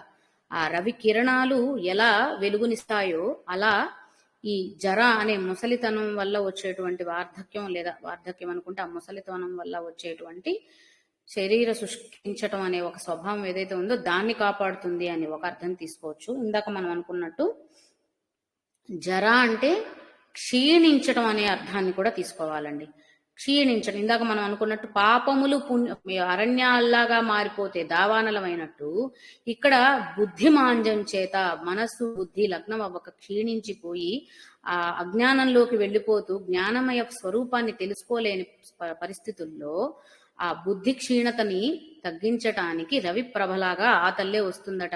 పిచ్చోళ్లాగా అటువైపు వెళ్ళిపోతున్నావు, అది కాదు ఇటురా, ఇటు చూడు అని టార్చ్ లైట్ వేస్తుంది అన్నమాట మన వైపుకి. నువ్వు చీకట్లో తప్పిపోతున్నావు, దారి తప్పిపోతున్నావు అనేసి. కాబట్టి ఆ క్షీణతని, అంధకారాన్ని సూచిస్తూ దాని నుంచి వెలుగును చూపిస్తుంది. కాబట్టి రవిప్రభగా ఆ తల్లిని ఇక్కడ చెప్పారు. ఇది జరాధ్వాంత రవిప్రభ అన్నప్పుడు ఒకటి వార్ధక్యం అంటే ముసలితనం కూడా. ఎందుకు అంటే ముసలి వాళ్ళని ఏదో ఉద్ధరిస్తుందని కాకుండా అటువంటి పరిస్థితి, శారీరక పరిస్థితి సహకరించదు. కాబట్టి సాధనకి ఆ స్థితికి వెళ్లకుండా కాపాడుతుంది. తల్లిని నమ్ముకుని ఆరాధించిన వారికి ఎవరికి కాపాడుతుంది అంటే. తర్వాత భాగ్యాభిచంద్రిక. ఇందాక అనుకున్నాం కదా, దౌర్భాగ్యము సౌభాగ్యము అని. మనకంతా మంచి, మనకు కావాల్సినవన్నీ పొందితే సౌభాగ్యము అంటాము. మనకి ఎంత కష్టపడినా సరే అనుకున్నది దబ్బకపోతే ఇది నా దౌర్భాగ్యంలే, నా దురదృష్టంలే, నా తలరాతలే, ఇట్లాంటివన్నీ అంటూ ఉంటాం కదండి సహజంగా. అలా కూడా ఎప్పుడూ అనకూడదటండి. అలా అంటం కూడా దోషమేనట. ఎందుకంటే ఆ తల్లి భాగ్యాబ్ధి చంద్రిక, భాగ్యములను ప్రసాదించే చంద్రస్వరూపమట ఆ తల్లి. భాగ్య అబ్ధి చంద్రిక, చంద్రుడి పున్నమి వెళ్ళని, చంద్రుడి చల్లదనాన్ని చంద్రుడికి ప్రతీకగా ఎప్పుడు చెప్పుకుంటూ ఉండేది. కాబట్టి భాగ్యములను మాత్రమే ప్రసాదించే తల్లి. కాబట్టి నా దురదృష్టం, నా తలరాత అని ఎప్పుడూ అనుకోకూడదట. తల్లిని నమ్ముకుంటే ఆ దౌర్భాగ్యాలను కూడా సౌభాగ్యాలుగా మార్చగలదట. దురదృష్టవంతులు అని అనుకున్న వాళ్లను కూడా అదృష్ట రేఖను ఇచ్చి అదృష్టవంతులుగా మార్చగలదట. కాబట్టి ఆ తల్లి యందు నిశ్చయాన్ని ఏర్పరచుకుని బాహ్య విషయాలు మిథ్యా జగదధిష్ఠాన అన్నప్పుడు ఆ జగత్ మిథ్య భావాన్ని గ్రహించి నిజమైన పరతత్వం వైపుకు ఆలోచన ఎవరైతే చేస్తారో వారి యందు తప్పకుండా ఆవిడ కరుణ ఉంటుంది. కాబట్టి ఆవిడ చల్లని చూపులు ప్రసరిస్తూ ఉంటుంది. కాబట్టి భాగ్యాబ్ధి చంద్రిక అన్న విషయాన్ని ఎప్పుడు సామెత ఉంటుంది కదా, దరిద్రం 10 సార్లు తలుపు తడితే అదృష్టం మాత్రం ఒక్కసారి తలుపు తడుతుందని. దానికి కూడా చెప్తున్నారండి. దౌర్భాగ్యం సౌభాగ్యం లేదా ఎక్కువ పుణ్యాత్ములు పాపాత్ములు ఇలాంటి ఏవైనా అర్థాలు తీసుకున్నట్లయితే కనుక, కొన్ని పదాలు తీసుకున్నట్లయితే కనుక, పుణ్యాత్ములకి ఇందాక చెప్పినట్టు అదృష్టం 10 సార్లు కాదు 100 సార్లు అయినా తలుపు తడుతూనే ఉంటుందట. పాపం లేదా దురదృష్టం ఒకవేళ వచ్చినా వాకిలి దాకా మళ్ళీ పక్కకి వెళ్ళిపోతుందట పుణ్యాత్ములు. కాబట్టి పుణ్యాత్ములు అంటే వాళ్ళెవరో పుణ్యాత్ములు వీళ్ళెవరోనూ కాదండి. కేవలం ఇక్కడ భక్తులు, సాధకులు, తల్లిని నమ్మిన వారు, ఈ అర్థాన్ని మాత్రమే పెట్టుకోండి. ఇలా తీసుకొని పుణ్యాత్ములైన వారు, సౌభాగ్యులవంతులైన వారు, సరైన ఆలోచన అయిన వారికి ఎప్పుడూ కూడా అదృష్టమే తలుపు తడుతుందట. ఎవరైతే దారి తప్పారో, దారి మళ్ళీ అజ్ఞాన అంధకారం వైపు వెళుతున్నారో వారిని దరిద్రమే ఆపకుండా తలుపు తడుతుందట. అదృష్టం వారి వాకిలి దాకా వెళ్ళినా కూడా వారి స్వభావానికి అక్కడ నుంచి వైదొలగిపోయి వెళ్ళిపోతుందట. కాబట్టి వీరికే అది దక్కుతుందా, వారికి అది దక్కదా? కొన్నిసార్లు కొన్ని పెను ప్రమాదాలు కొంచెంలో త్రుటిలో తప్పిపోయినాయి, గోటి మొనలో తప్పిపోయినాయి అని వింటూ ఉంటాం చూడండి. ఆ భాగ్యం ఎందుకు అంటే వారు అటువంటి భాగ్యవంతులు అవ్వడం వల్ల సమస్యలు వారి దగ్గరికి వచ్చాయి, కానీ అలా పలకరించి వెళ్ళిపోయాయి. లేదా ఇబ్బందులు అక్కడ దాకా వచ్చినా, నా కష్టం అది అక్కడ దాకా వచ్చినా వెళ్ళిపోయింది. కానీ ఎవరైతే నిజమైన భక్తులు కాకుండా ఇటువైపు ప్రాపంచిక విషయాల వైపు ఆకర్షితులై బ్రతుకుతున్నారో వారికి దాన్ని చూసే దృష్టి ఉండదు, కాబట్టి అది వచ్చినా గుర్తుపట్టలేరు, కాబట్టి వీటిని మాత్రమే తీసుకరించగలుగుతున్నాం అన్నమాట. కాబట్టి మన ఆలోచన, మన బుద్ధి మారితే మనది కూడా అందరిది సౌభాగ్యమే అవుతుంది అన్న విషయాన్ని మనం ఇక్కడ గ్రహించాలి. తర్వాత భక్త చిత్త కేకి ఘనా ఘనా. కేకి అంటే నెమలిని సూచిస్తుందటండి. భక్తులైన వారి చిత్తములో నెమలిలా నాట్యం అవుతుందట. వర్షాభావ సూచనని చూసినప్పుడు నెమలి ఎలా నాట్యం చేస్తుందో, భక్తులైన వారి చిత్తములు కూడా ఆ తల్లిని నమ్మితే, తల్లిని వారు గ్రహించగలిగితే వారి మనస్సు కూడా ఎటువంటి చాంచల్య బుద్ధిని లేకుండా స్థిర మనస్సుతో ఉంటారు. కాబట్టి అప్పుడు ఆ తల్లిని చూసి ఆ మయమరుపులో చేస్తారట నెమలి లాంటి నాట్యం. అందువల్ల భక్తుల మనసుల్లో నెమలిలా నాట్యం చేయిస్తుంది ఆ తల్లే అని భక్త చిత్తకేకి ఘనాఘన అని చెప్తున్నారు. తర్వాత రోగ పర్వత దంభోలిహి, నేను అక్కడ తీశాను దంభోలిర్ కదా, ఆర్ర విసర్గైందనమాట. రోగ పర్వత, రోగములనే పర్వతములను పిప్పి చేసి పొడి చేసే దంభోలిగా ఆ తల్లి ఉంటుందట.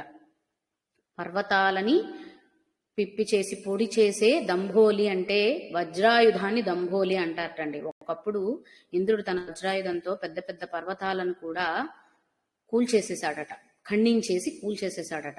కానీ ఇక్కడ ఈవిడ ఎంతటి వజ్రాయుధం అంటే కేవలం ఖండించి భాగాలుగా వదిలేయడం కాదు, పూర్తిగా పొడి చేసేస్తుందట రోగములనే పర్వతాలని. ఎందుకంటే పర్వతాలతో ఎందుకు పోల్చారంటే కొన్ని శాశ్వతమైనవి ఉంటాయండి. కొన్ని ఆరోగ్య సమస్యలు ఎన్నాళ్ళున్నా సరే జిడ్డులా పట్టేస్తాయి, అవి పోవు వారికి. కొన్ని ఇబ్బందులు, కొన్ని నొప్పులు ఇలాంటివన్నీ కొద్ది రోజులు మందులు వాడుకోవడం వల్ల, జాగ్రత్తలు పాటించడం వల్ల తగ్గుతాయి, కానీ కొన్ని శాశ్వత అనారోగ్య సమస్యలు ఉంటాయి.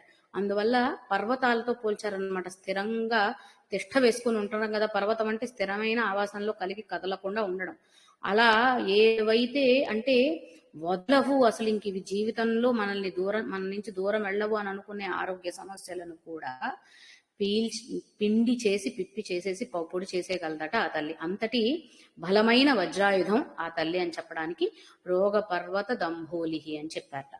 తర్వాత మృత్యుదారు కుఠారిక. దారు అంటే చెట్టు మొద్దు అని అనుకుంటే గనక, అటువంటి మొద్దులు అంటే చాలా బలంగా దృఢంగా ఉంటాయి కదండి. మృత్యు అనేటువంటి మొద్దుని కూడా కుఠారిక నరికేయగలిగినటువంటి గండ్రగొడ్డలట. కుఠారిక అంటే గొడ్డలిని కుఠారిక అంటారు. కాబట్టి మృత్యువు అనేటువంటి బలమైన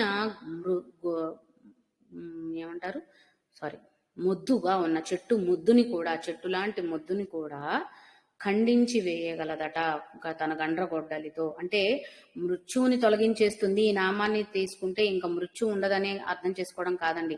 ఇందాక మనం అనుకున్నాం కదా, ముక్తి రూపిణి అన్న, మృత్యుదాయిని అన్న, లేదా అమృత స్వరూపిణి అన్న ఏం చెప్పుకోవాలి అంటే, ఇందాక మనం అనుకున్నట్లుగా ఇక మళ్ళీ జన్మించవలసిన అవసరం లేనటువంటి స్థితికి మనిషిని తీసుకు వెళ్ళడాన్ని అమృత్యువుగా చూపిస్తారు. అంతేకాని మృత్యువు అంటే ఇప్పటికి ఈ శరీరాన్ని వదిలివేసే ఆ మృత్యువు ఏదైతే ఉందో, చావు అనే మృత్యువు ఏదైతే ఉందో అది కాదట ఇక్కడ మనం స్వీకరించవలసినది. ఏదైతే ఒక మొద్దులాగా ఉన్న అజ్ఞానం ప్రతి ఒక్కరిలోనూ పేరుకుపోయి ఉందో, గట్టిగా తయారైపోయి ఒక చెట్టు మొద్దులాగా, అటువంటి దాన్ని కూడా తన గండ్రగొడ్డలితో, అంత పదునైన గొడ్డలి ఆ తల్లి, ఆ గొడ్డలితో నరికి వేస్తే ఒక్కసారిగా అప్పటి వరకు ఉన్న అజ్ఞానం అనేది తొలగిపోయి నిజమైన జ్ఞానమయ స్థితి, అక్కడ ఉన్న ఆ పరమాత్మ తత్వాన్ని గ్రహించగలుగుతారు. కాబట్టి అది అమృత్యువు. ఆ స్థితిలో ఆ తల్లిని చూసేస్తే ఆవిడే ముక్తి రూపిణి. ఆ తల్లి ప్రసాదించేదే ముక్తిని ప్రసాదిస్తుంది అనేది ఈ నామాల్లో అర్థం చేసుకోవాల్సింది. ఇవి మొత్తం మనం ఎందుకు అనుకున్నట్టు ఈ 2 శ్లోకాలు 143, 44 8 నామాలు ఉన్నాయండి ఇందులో. ఈ 8 నామాలు ఇప్పుడు మనం చెప్పుకున్న అర్థాలు 8 రకాలుగా అయితే ఇన్ని జ్యోతిష్ శాస్త్రానికి అన్వయించి చెప్తున్నారండి. జ్యోతిష్ శాస్త్రాన్ని చూసుకున్నట్లయితే జ్యోతిష్ శాస్త్రం అంటే జ్యోతిషం, ఒకరికి సంబంధించిన జ్యోతిషం చెప్పవలసి వస్తే ఒక వ్యక్తికి ఒక 8 భావాల నుంచి తీసుకొని వారి యొక్క జాతకం చెప్పడం జరుగుతుందట. ఆ 8 భావాలే ఈ 8 నామాలట. దానికి సంబంధించిన వివరణ ఇంకొంచెం మనం నెక్స్ట్ క్లాస్లో చూద్దాము. కాబట్టి ఇక్కడ అర్థమవుతున్న విషయం ఏమిటి అంటే, ఒకటి జ్యోతిష్ శాస్త్రానికి అన్వయించి నామాలను తీసుకున్నట్లయితే అంటే సర్వశాస్త్రమై కాబట్టి ఆ తల్లి నామాలని సాధన చేస్తే, పారాయణ చేస్తే అన్ని రకాల సమస్యలు తొలగుతాయి అని అనడానికి ఒక అర్థం. ఇంకొకటి మనం జాతక చక్రం ఏదైతే వేస్తారో, జ్యోతిష్ శాస్త్రం ఏదైతే ఏర్పడిందో అది కూడా దీన్ని ఆధారం చేసుకునే ఉంది అని దీనికి అన్వయించుకుంటూ కూడా చెప్తారట.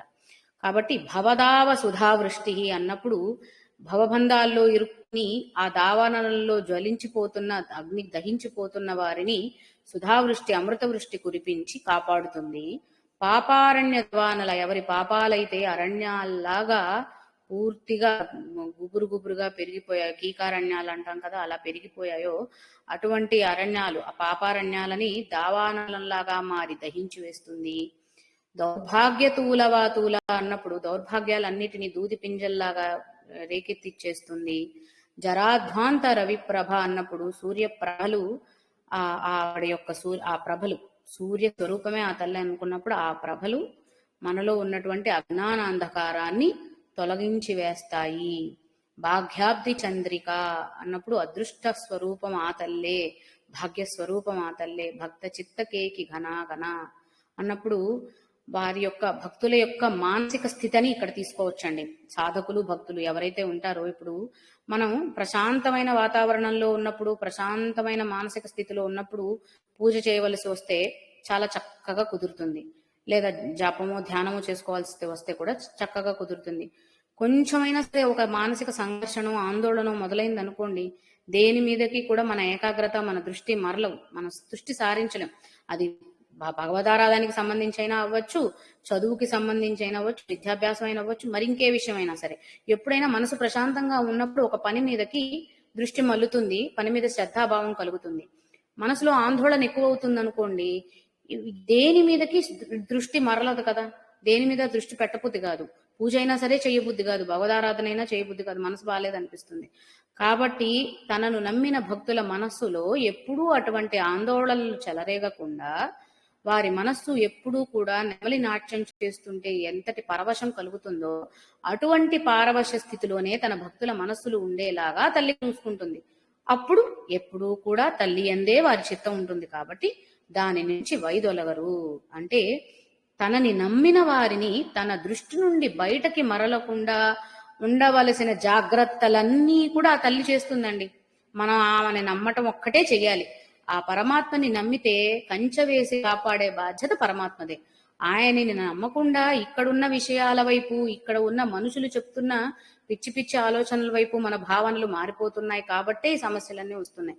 ఇవేవి కాదు, ఆ పరమాత్మే శరణం, ఆ పరతత్వమే నాకు దిక్కు అని నమ్మిన వారిని ఎన్ని విధాలుగా, ఎన్ని రూపాలలో, ఏ విధంగా కాపాడుతుందో చూడండి. ఇది అందరం నమ్మి సాధన చేయవలసినటువంటి విషయం అన్నమాట. శ్రీమాత్రే నమః. తిరిగి మళ్ళీ రేపటి క్లాస్లో కలుద్దాం.